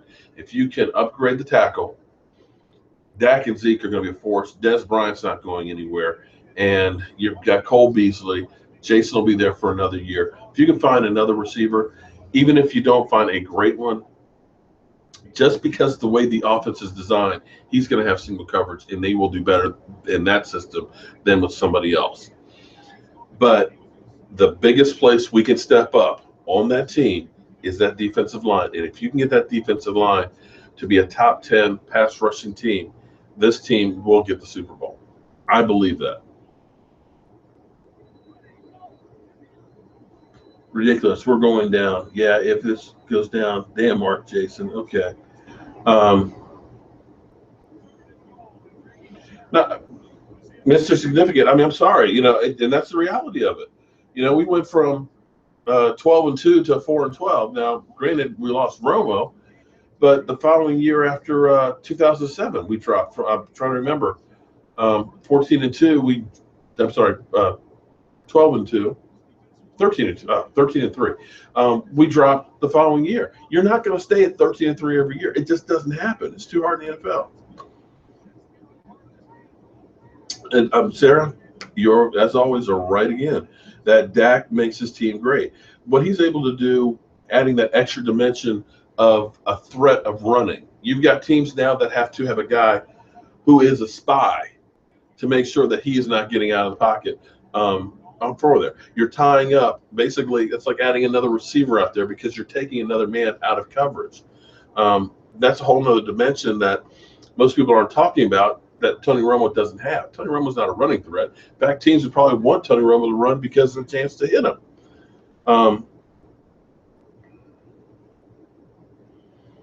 If the Packers done beat them again, oh God, I'm a true believer of history repeats itself, Norman. And it's been too many damn years that we have had Packer-Cowboy games, and for whatever reason, from the Ice Bowl on, the Packers always come away with it. I thought that in my head, and everybody was saying, who do you want to play in the playoffs, Green Bay or the Giants? In my mind, I kept thinking, I'd rather play the Giants because the Packers, for whatever reason, always have our number in the playoffs.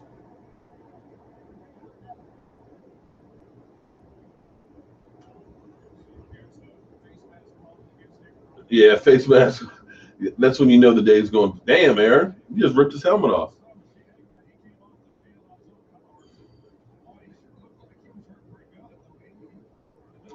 Well, here's the thing. Okay. When you talk about spending money, you got to spend money wisely, which is something the Cowboys hadn't done a lot in the past when they've gone for big free agents. But you have to get talent on that defensive line. We have focused on the offensive line and the offensive side of the ball for a long, long time, and we are now set there. We have most of the parts or enough parts that you can work with, role players or practice squad guys. You can find parts that will work on that offense, and it won't skip a beat.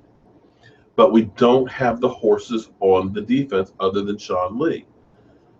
You've got to get some real impact players, or else we're going to be still doing the same thing. You can't keep signing practice squad guys and think that they're going to become DeMarcus Ware. It's not going to happen.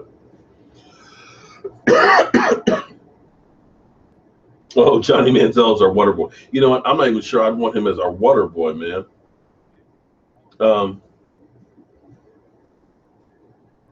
Yeah, the Packers shouldn't have beat us, but hey, it's football.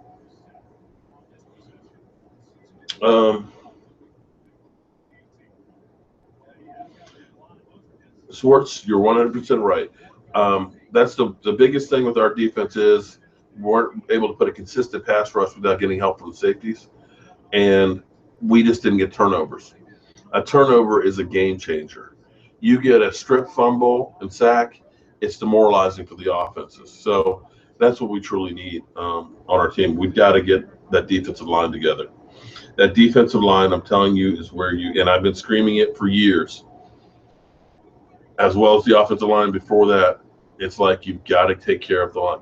It's great to have, the wide receivers, your diva players and stuff like that, but the game is won in the trenches. Can I beat that offensive line in front of me, or can I beat the defensive line in front of me? That's what it all boils down to, and we just don't have the guys there on a consistent basis that can do that, and that's why we end up losing these games in the end. Which player are you wanting to see play on the defense next year? Well, I've said it over and over and over again, and I'm putting it out to the football gods. Calais Campbell. I would love to see him on our team. Am I going to watch the Spring Football League? Yeah, I probably will. I'm hoping that the Lingerie League also will have the DC team that they were talking about 2 years ago. So we'll go cover some of those. I had some friends at the on the Baltimore's team a few years back, but they folded, unfortunately. Like I said, Joshua, man, I got no problem with Tony Romo. What about Jalen Smith? The word on Jalen Smith is he's getting close to that 4.4 speed, again, running linear. He's still wearing a brace on the foot, but supposedly he's getting more and more movement back in it and should be, they're talking about, ready for training camp. Robert, I don't know about that. Our offense, you look at our offensive line, they're 25 and younger. Your quarterback is the baby. Zeke is a baby. You get a couple of pieces, because here's the thing with defense. You don't have to have all 11 guys great. You get a good pass rush. You get a good defensive line. It makes everybody better. And again, that's why I said you get Calais, you get an edge rusher, you put that in there with the guys that you have with a little bit of luck, that will help that back end and will help those linebackers as well. Nick is back. Well, welcome back, Nick. We've really been, this is the longest live stream we've done. Who would I like to see win the Super Bowl? Anybody but New England. Maybe, boy. I don't know. I might root for Atlanta. Because if the Steelers get another one, that puts it out there further from us. I don't want to see New England without a doubt. I didn't want to see Green Bay. So I guess I'm going to be rooting for Atlanta. But hey, I really don't have a dog in the fight, so it really doesn't matter. I'm just going to go to the Super Bowl, cover it, hopefully get a few more fans, hopefully see some of you guys and have a fun time. Burger King or McDonald's? Ooh, Burger King, definitely. McDonald's makes me sick. Actually, both of them make me sick. Congratulations, Norm. You got another touchdown.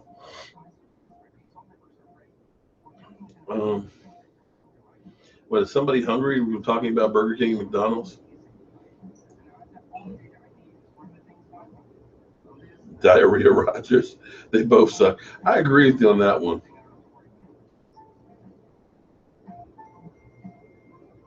Well, Sports, here's the thing that for some reason, the argument for Tony Romo and the argument for Jason Garrett are always that basically things weren't perfect, so they weren't expected to win. Our defense isn't that good, so, they let them down. Or Des Bryant dropped the ball, or, he didn't have a great line, whatever. But I sit here and look at the Steelers, whose defense is no longer the steel curtain.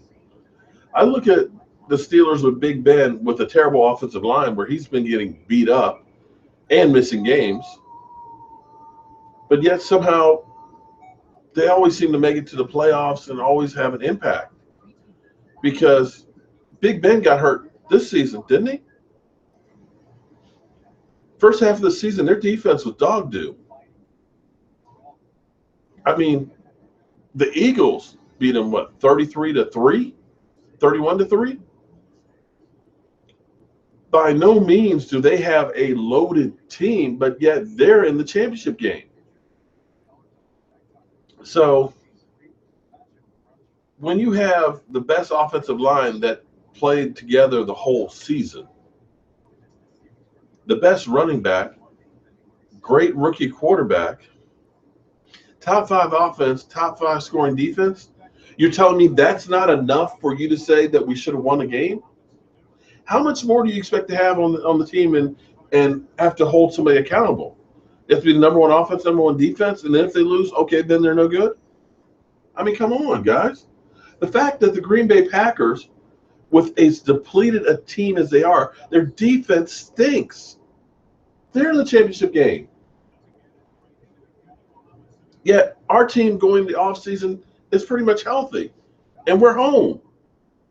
So get it through your head that you got the players. You don't have the coaches.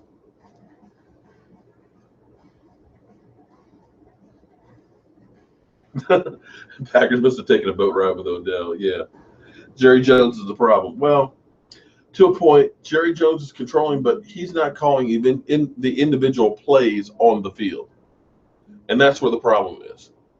As much as you don't like Jerry Jones has delegated enough authority that people are getting players on the field. Nobody has more Pro Bowlers over the last 5 years through the draft than the Dallas Cowboys. You've had the players, but we haven't been able to do anything with those players. That's the problem.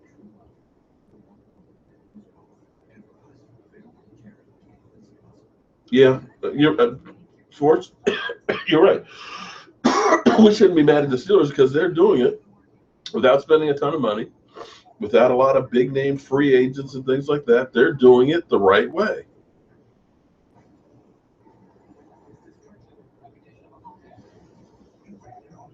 Javon, I'm sorry. I wish that were the case, but because we had originally signed that contract, we're still on the hook for that $19 million as a cap hit, even though they take on the contract. It doesn't make sense to me either, but that's how it works out. You would think that, oh, you traded him in the contract, and so you're free. No, it isn't. Romo for what? Some people are saying, oh, you're trading an injured player for an injured player. True, but if you get anything in return for Tony Romo, it's better than getting nothing. And J.J. Watt will give you some good games from time to time. So if he's healthy, you're talking about lights out, top five defensive player. Well, I'd love to have Jimmy Johnson back. But Jimmy Johnson wouldn't come back to the Dallas Cowboys for anything. And Jerry Jones, by no means, would be his ego would never let Jimmy Johnson come back to the team. That's just a fantasy.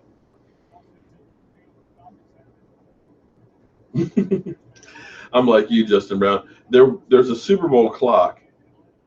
There'll be a clock in the Super Bowl that will have that on there. I'll be sure to make sure I find that. I'll usually set the stadium after the game, so it's a countdown to the next Super Bowl and stuff. So yeah, we definitely need to find that.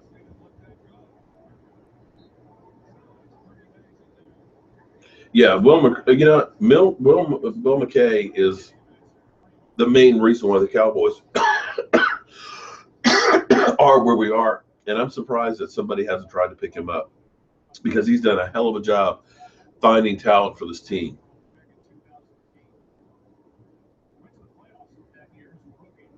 Mm, well, Sean, you hit my point exactly. You can have all the pieces in the place, but if you hit play calling sucks, you still are in the same spot. What did the Packers get for tonight's game? Yeah, I don't know, but they look sick.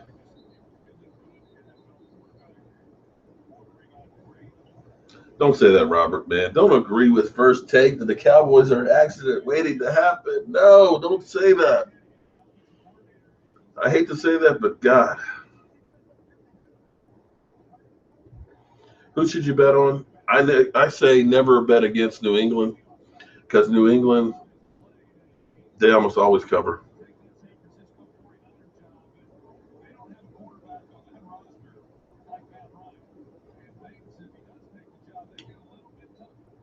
Okay. I think we would have definitely been a better game than this one. I mean, Atlanta's got 500 yards of offense almost already. That's just unbelievable.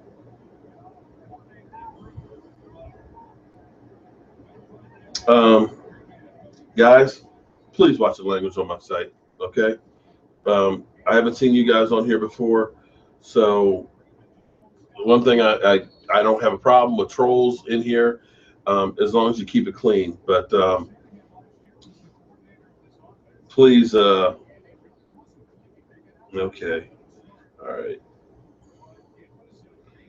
see where we got to go here.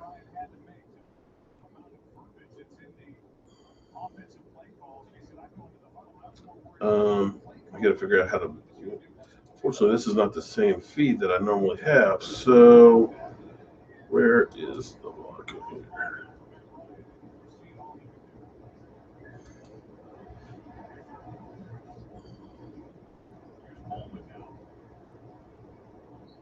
Forgive me for just a second here, guys. I'm trying to get this figured out real quick. Yeah, troll. Since I changed this up, for some reason, I can't find the. Oh, there it is over there. Okay.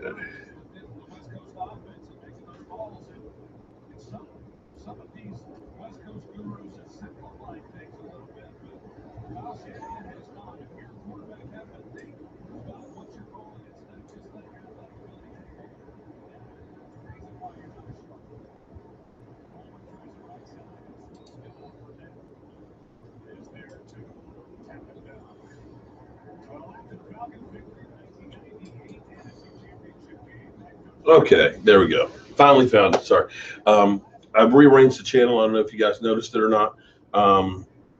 So that way I have the playlist up in there. And check out some of my earlier videos and stuff and see how far we've come. But since I did, it changed where the live chat is and how you can work it and stuff. So forgive me, I'm still learning and navigating. And you know, when you're old like me, technology is a problem. I still can't figure out Snapchat. So if anybody wants to help me in the future, teach me a few new tricks, let me know.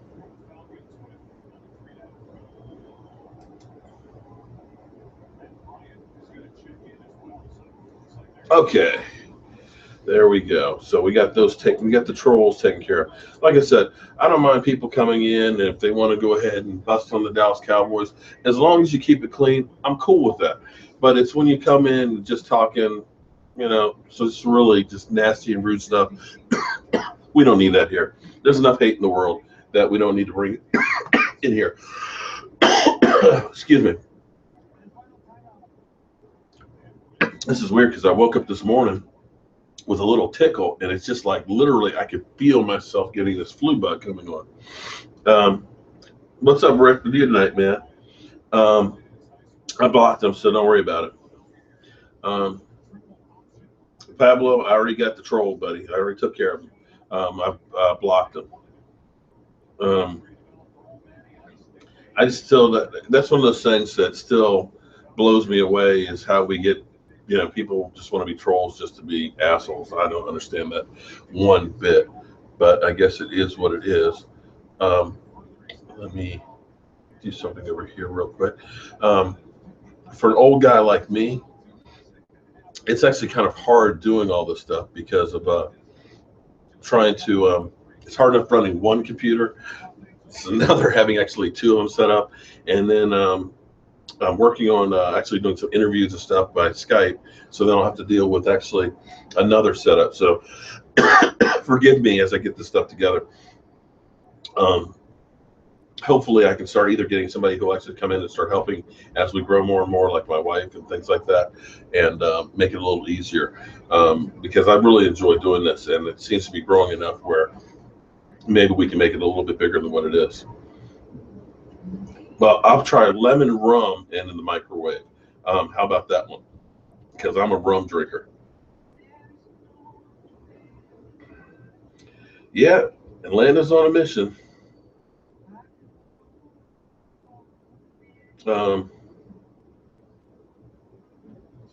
Yeah, I'm finally kind of over it. Like I said, this week I bitched a lot. Any of you guys that have been watching me regularly this week have been seeing my videos, and I've been just kind of going through the whole BTS syndrome. I've been nostalgic, and I've been angry. I've been really angry. I've been angry about Jason Garrett. Hey. Yeah. Yes, honey. See any ads? Do I see any ads? I did not, because I've been live streaming as I am right now. Sorry. I've been watching you guys.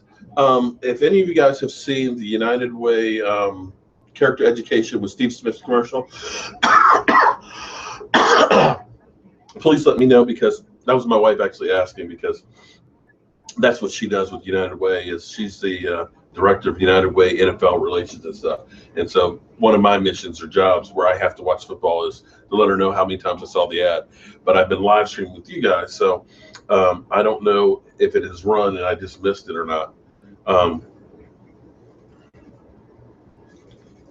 16 ounces of orange juice, pure pulp. Okay. Thoroflu. I've tried that one too. Karma. I agree with Karma. Oh, Sarah, I'm old, honey. Girl, I'm 51 years old with a lot of bad hard miles on me. I've had 6 knee operations and I'm due for a knee joint replacement, but they say I'm too young for it. I'm old. And I have no problem with being old because I feel like I've had experience. I haven't actually seen it today either, Mr. Tips, and I usually don't notice it, but thank you for looking for it.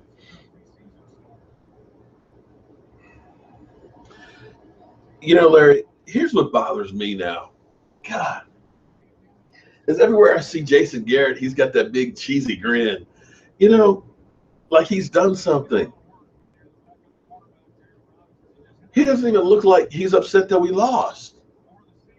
If I were the coach with that team, I'd be like I am right now. I'd be pissed to high hell. Fuck this. We should have won. I would have been out there saying, look, we had a good season. We fell short. We as an organization have to do better. We got to be better prepared. We got to have the right players in the situations to win. We as coaches have to call better plays and make sure we are ready to go. Take some responsibility. All I hear him talking about is how great Zeke Elliott is and Dak Prescott. Where's ownership of the team? Where is taking responsibility for anything? And I think you're right, man. Jason Garrett's just happy to have a job. Oh, I'm safe. At least for another year, nobody's going to talk about me being on the hot seat. That's honestly how I feel. You look at O'Brien with the Texans. He took the Texans, a team that's not a playoff team year after year, that has no history. The only thing I've seen in the Hall of Fame for the Texans is a picture of J.J. Watt with his helmet getting knocked off in a guy's ass. Okay? We're talking about that Texans team that went to the playoffs last year that got Brandon Wheaton to win 2 games for him. He got to the playoffs this year without his best defensive player, J.J. Watt. And the word was if he didn't win that first playoff game, he was out of there. So how is it that guy took the Texans to the playoffs 2 years in a row and had to win a game, but Jason Garrett's safe?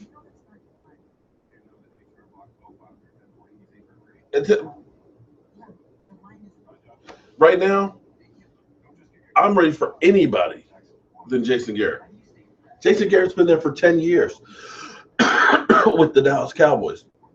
10 years. How much more time do you give the guy? Seriously. Who else has been coaching the same team for 10 years besides Marvin Lewis?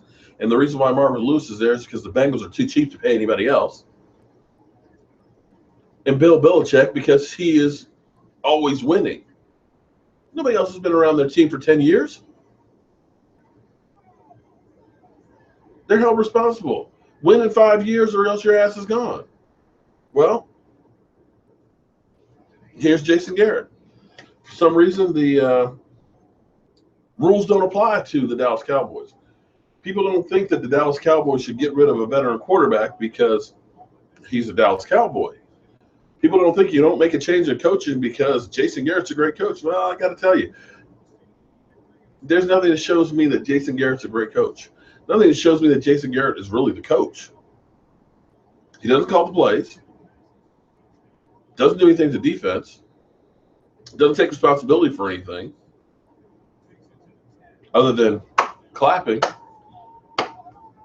and telling you at press conference that we hold people responsible. But yet I don't see anybody held responsible for anything. Certainly don't see him chewing out any players on the sideline.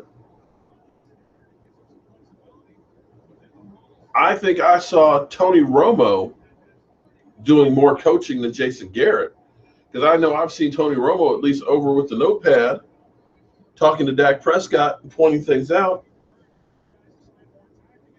I'm still trying to figure out, what does Jason Garrett do? You guys see him coach? I have been on the sidelines of games, and I've seen Jason Garrett out throwing the football. Smiling, laughing, hey! Most coaches I see talking to the other coaches, looking at the game pad, plans, talking to the players. He's the only coach I've ever seen out there throwing the ball around.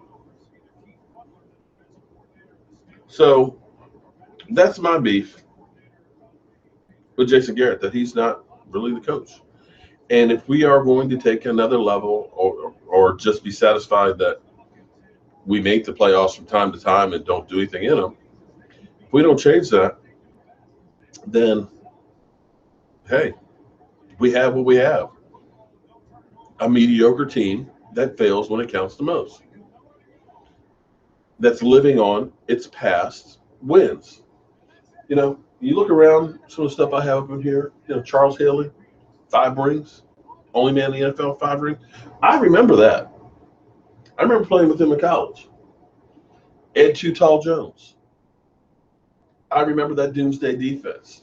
The Randy White, the Manster, the Harvey Martin, the beautiful Harvey Martin. There was nothing beautiful about Harvey Martin. Hollywood Henderson. Yeah, that history. I know that. I can talk about it. I can remember the plays. I can remember Roger Staubach throwing the Hail Mary. So I'm old, and I can remember that. But for most of you guys that are here watching this, that are part of this, y'all don't remember the last Super Bowl win. My son's 26. He don't remember. He's too young. It was so long ago. When you look at the doormats of the NFL going to Super Bowls and winning them since we've been there, it's so bad that, guys, the Eagles have been to a Super Bowl since we have. They didn't win it, but they've been to one. The Giants went to 2. Or is it 3? Actually, I think it's 3. Have been to 3 Super Bowls since our last one. New Orleans went to the Super Bowl. The Rams. Arizona. But yet we're satisfied with, hey, we made the playoffs. We're 13-3. We got rookie sensations. I want more. I want a hell of a lot more than that. And I think it's I need moderators that can ban trolls. Yeah. Well, Stephen A. Smith will be hating life, but he'll say that Green Bay's not really his team. It's the Steelers is his team. So he'll be banking on the Steelers winning. Because, Stephen A. Smith has 31 teams. Anybody playing the Dallas Cowboys, his team. So he'll find a way to weasel out of it. I started thinking Stephen A. is eating on my brain. No, I just actually think, here's the thing. I think it's fun, to be honest with you, wow, so we're just getting all kinds of trolls here tonight, huh?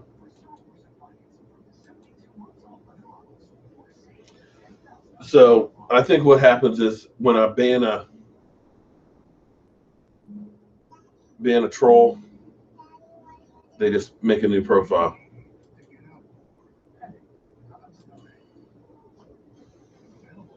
Yeah. So we just have a bunch of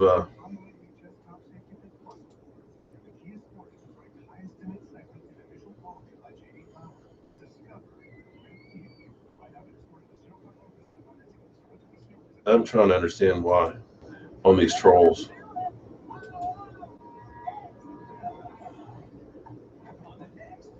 I think it's, guys, I think it's really just the same trolls that, because they haven't gotten the attention that they wanted before, that they just go through and make another profile and come back in.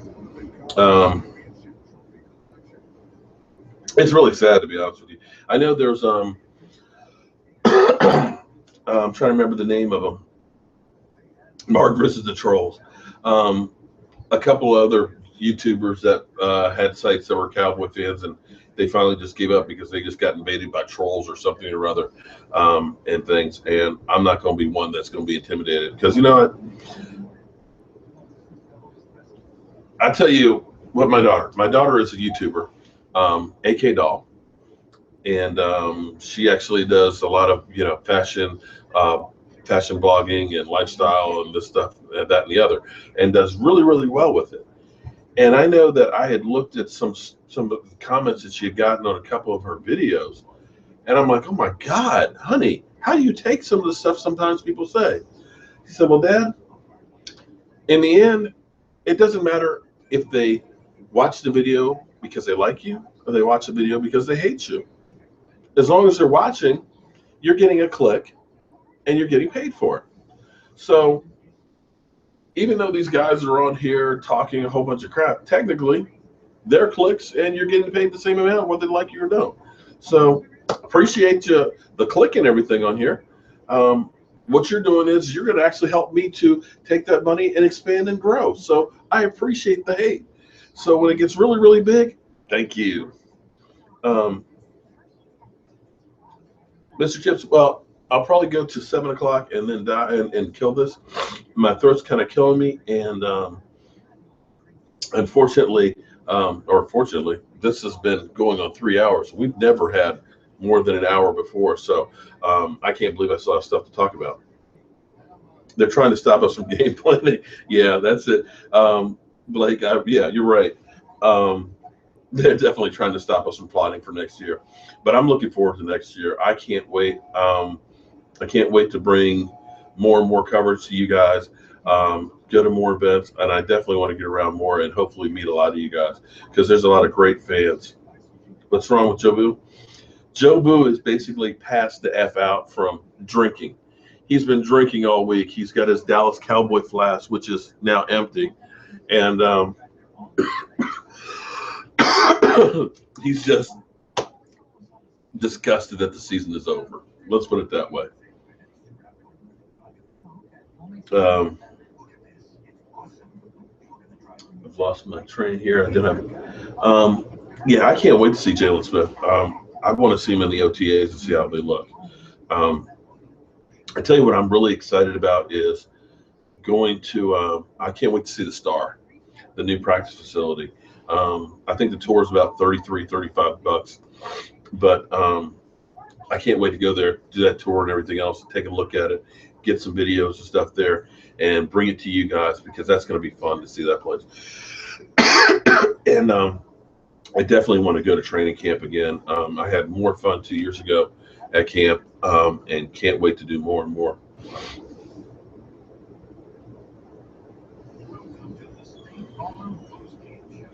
John Quinn. Did I miss John Quinn? Bye, Sarah. Love you.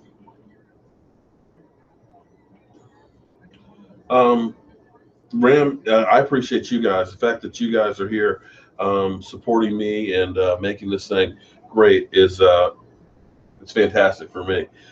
So you guys are my blessing. Do I think the Cowboys will get J.J. Watt? That's more of a fantasy. I think that's great talk for the shows, but I don't think it'll happen. And so much for the Green Bay Packers. Arthur Blank. Now, see, Arthur Blank, I actually met him once. He's actually a fantastic owner. He's one of the founders of Home Depot, believe it or not. He's done a lot for the city of Atlanta between the aquarium and so on, gives back to community. They actually have a section in Atlanta where they have tickets for people that don't have a lot of money. They're like affordable tickets, so that way they can include all the fans and stuff in there. He is the model for what an owner should be. He doesn't get in the way of the coach's coaching, and he does everything he can to put the team in the best position to win. That's not to say that and don't get me wrong, I'm not busting on Jerry Jones, but Jerry Jones's ego gets in the way a lot. Um, the whole handling of Tony Romo in that situation, and where he keeps putting himself in there, the way every week he is the face of the franchise with his show and talking about this player and that player, and a lot of the information he puts out there is not anywhere near close to reality. Um, and that's where I wish that Jerry Jones would just take another step back, like he did from player acquisition. This team could be so much better and so much more if he did.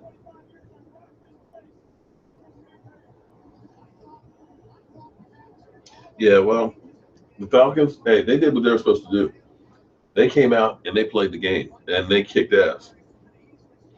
I'm so ready, man, Daniel, for next year. It's not even funny. Yeah, I wonder what our buddy's doing right now, our Packer troll. He's probably in the corner crying right now. Well, you know what? We lost that game last week, but we fought, we clawed for every second of the game. To me, that was pathetic. I'd hate to end the season like that one.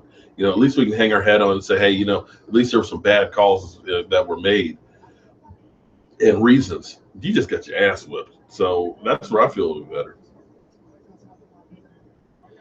Who do I think we take in the first round? That's going to be kind of hard to say.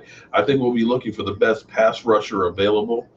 I'm hoping in free agency we can get one beast at least on the line, but I think that's where we're going to get our biggest bang for the buck.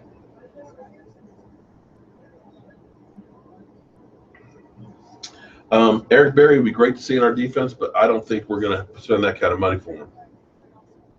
Green Bay was definitely the accident waiting to happen. I agree with you on that one.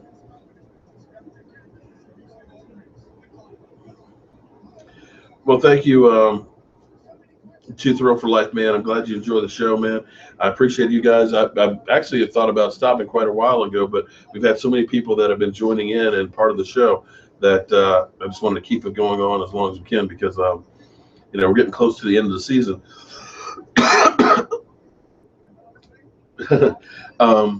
I want to make sure I don't lose you guys, that, we still have a lot to talk about and a lot to do in the off season and stuff with the combine coming up and everything else. And for me, this is therapy. I feel so much better right now. I don't know if I'm happy that, it was like payback that Atlanta gave us for Green Bay, but I feel better going through this because all day long it's like, do I even want to watch football today? But I'm glad that I did. What's up, Haida? The Pats game is starting. Oh, wow. Let me get that one. Let's get the other game started.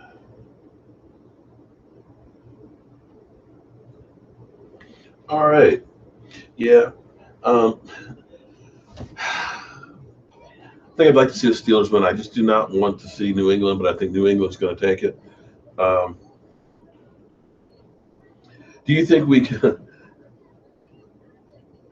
Virgil, I am hoping and praying.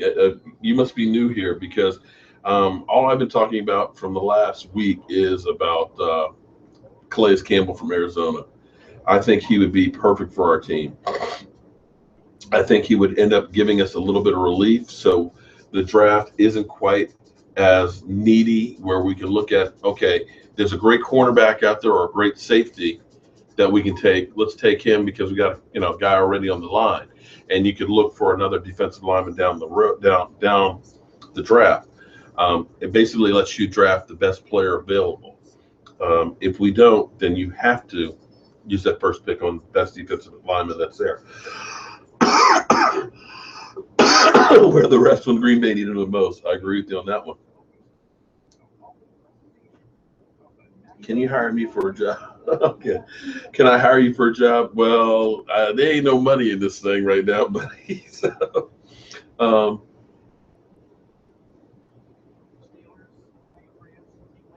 Keyshawn Short from Carolina. Um, that wouldn't be a bad move either. He won't cost you quite as much as say like JPP would, but yeah,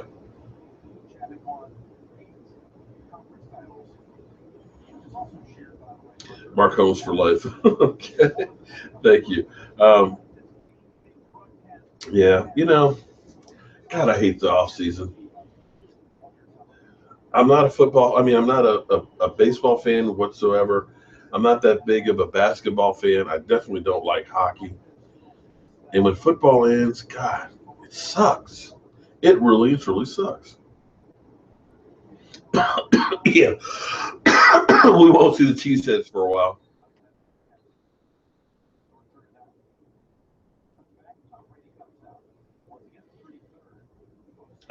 Ryan, what the hell is that? Um, yeah, Pat's game's going on. Let's see what happens here tonight. I want to see the Steelers win, but I think New England's got it.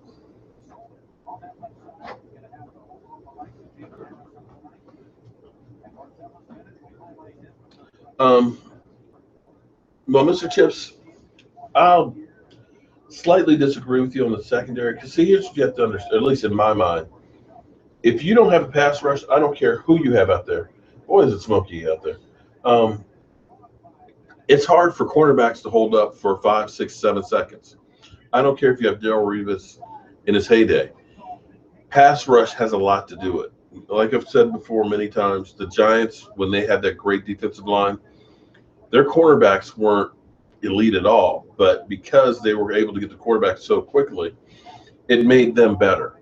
And that's where I always say that you get your biggest bang for the buck with the defensive line or defensive ends. Because if you can get a pass rush, um, that's the way you want to start out if you're the Steelers. If you can get a good pass rush, you can get away with average cornerbacks. So that would be my focus because that's where you get the biggest bang for the buck. Man, it might end up being another blowout. Okay, another troll.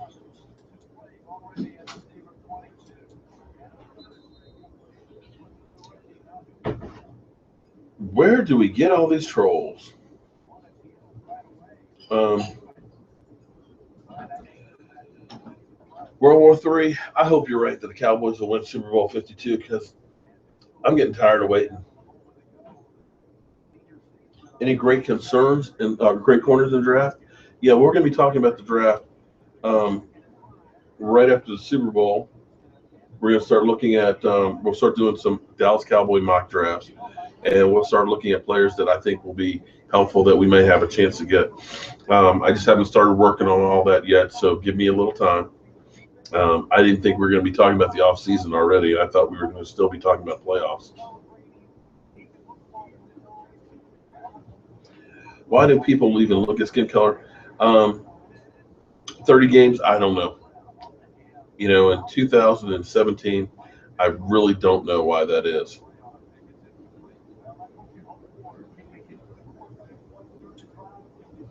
That's a good idea. Thrill for life. I'll definitely have some different videos on some of the players that I think that would be good for us. Um, thank you, Henry. Again, Stephen, you're with me on that. That we truly need defensive ends. We need defensive line talent. We need guys that are going to be able to rush the passer. That is the thing that our team is missing more than anything else. And that Super Bowl 52 will be in Minnesota. Whoa, that's got to be the worst place in the world to put a Super Bowl. Who wants to freaking go to Minnesota in the middle of winter?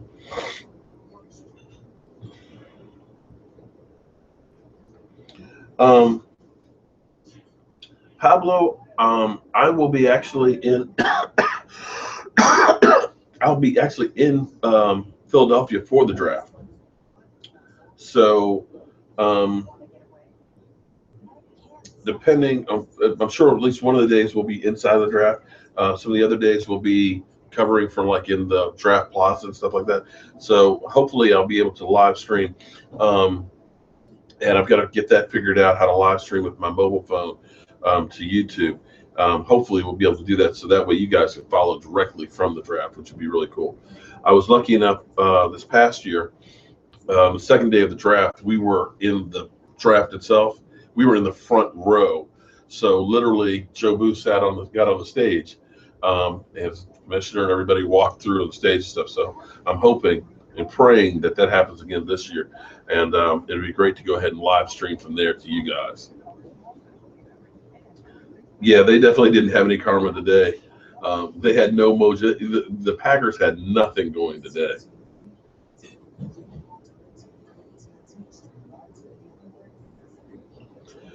Do I think Jason Garrett will be head coach next year, or we need a new coach like today? I'm beginning to think that there's nothing that Jason Garrett can do to get fired. It's like he's got the job for life, no matter whether he wins or loses.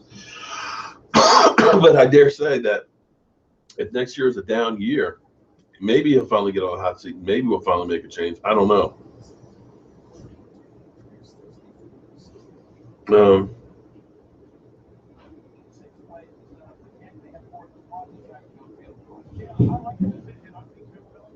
Ryan Reed, yeah, I've heard that. I have not seen any film on him yet. He sounds really, really good.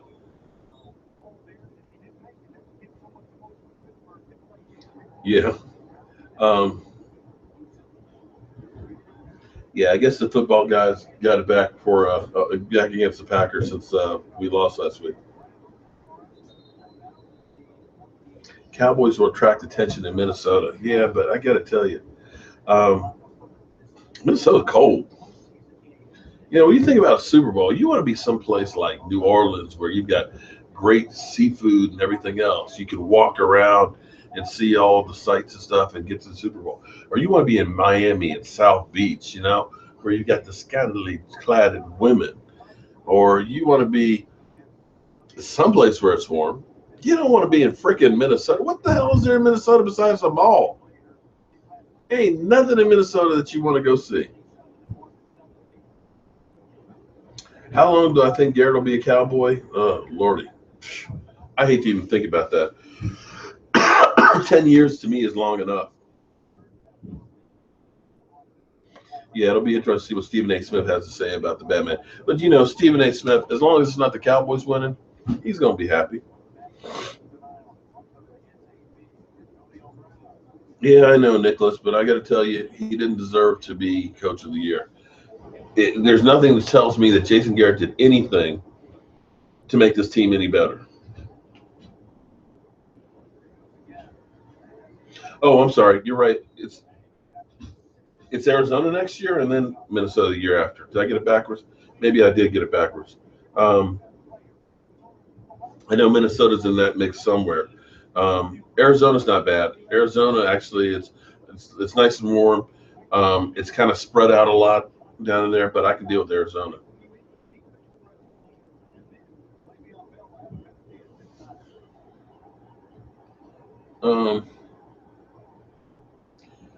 Wiz Young, I'm with you. I said he should have gone out with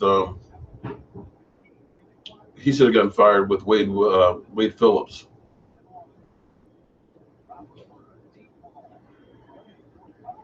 Oh, close.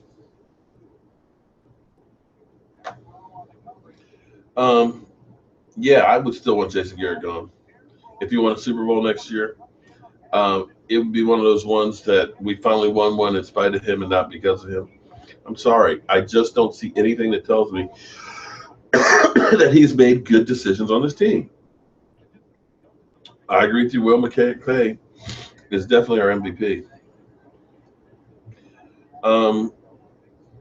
WW3, it would be nice if we could only just draft on defense, but we're going to need some other players because we're going to need a backup quarterback with Kelvin Moore and Sanchez, both free agents. Tony Romo is going to probably be gone.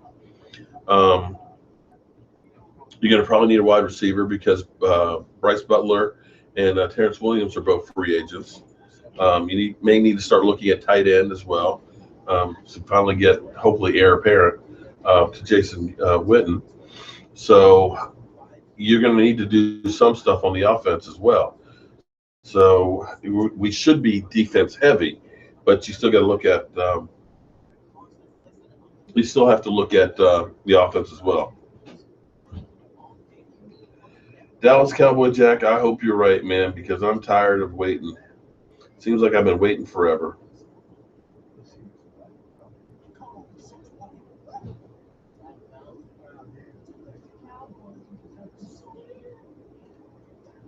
Name five quarterbacks who are black.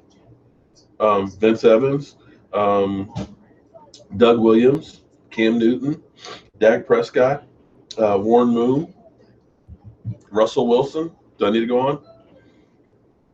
Um,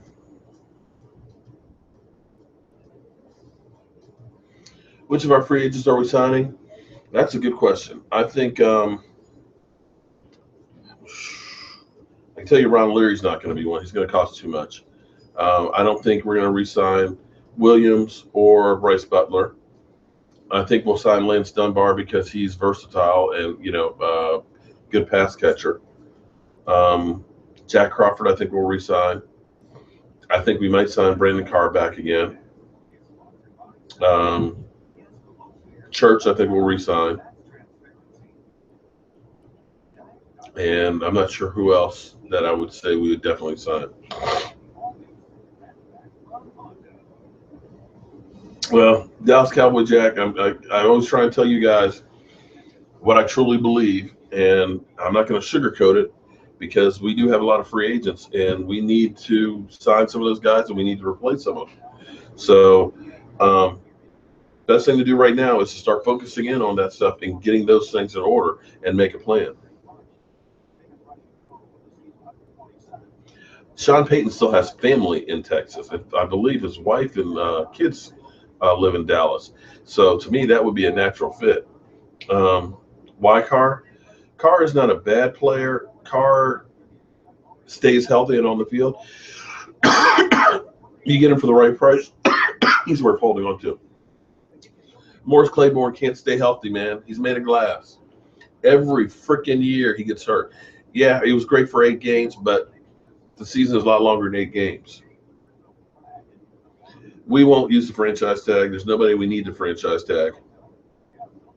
Besides, we don't have the money to franchise tag somebody, truth be told. So, guys, it is almost 7 freaking o'clock. We have been on for 3 hours, and my throat is actually killing me right now. I am glad to see Atlanta won, that the Green Bay Packers are knocked out, and it looks like Tom Brady's getting a little pressure, which might make it harder for them. And I pray, please don't let New England be in the Super Bowl. God, talk about being between a rock and a hard place. Does that mean I'm rooting for the Steelers? But anyway, Anthony Brown was definitely good. We're going to end this up for tonight. I'd like to hear back from you guys when you want to do live streaming, what the best time or night or whatever for you guys is. I hope that you guys will follow along with me as we go through the Super Bowl, because I'll definitely be there covering it and bringing you as much action as I can from the Super Bowl city, the sights, the sounds, and so on, and kind of give you coverage like you're not going to get from ESPN or the other talking heads out there. So as always, guys, I want to thank you guys for liking, commenting, and subscribing and being a big part of the Jobu Report. I hope that through the course of this 3 hours that we feel a little bit better about the Dallas Cowboys and are healing from that playoff loss, knowing that Green Bay Packers stunk up the joint. So I'm Mark Holmes. That's the Pass the F Out Cowboy Jobu. I want to thank you guys for watching, commenting, and subscribing to the Jobu Report, and I will see you here soon.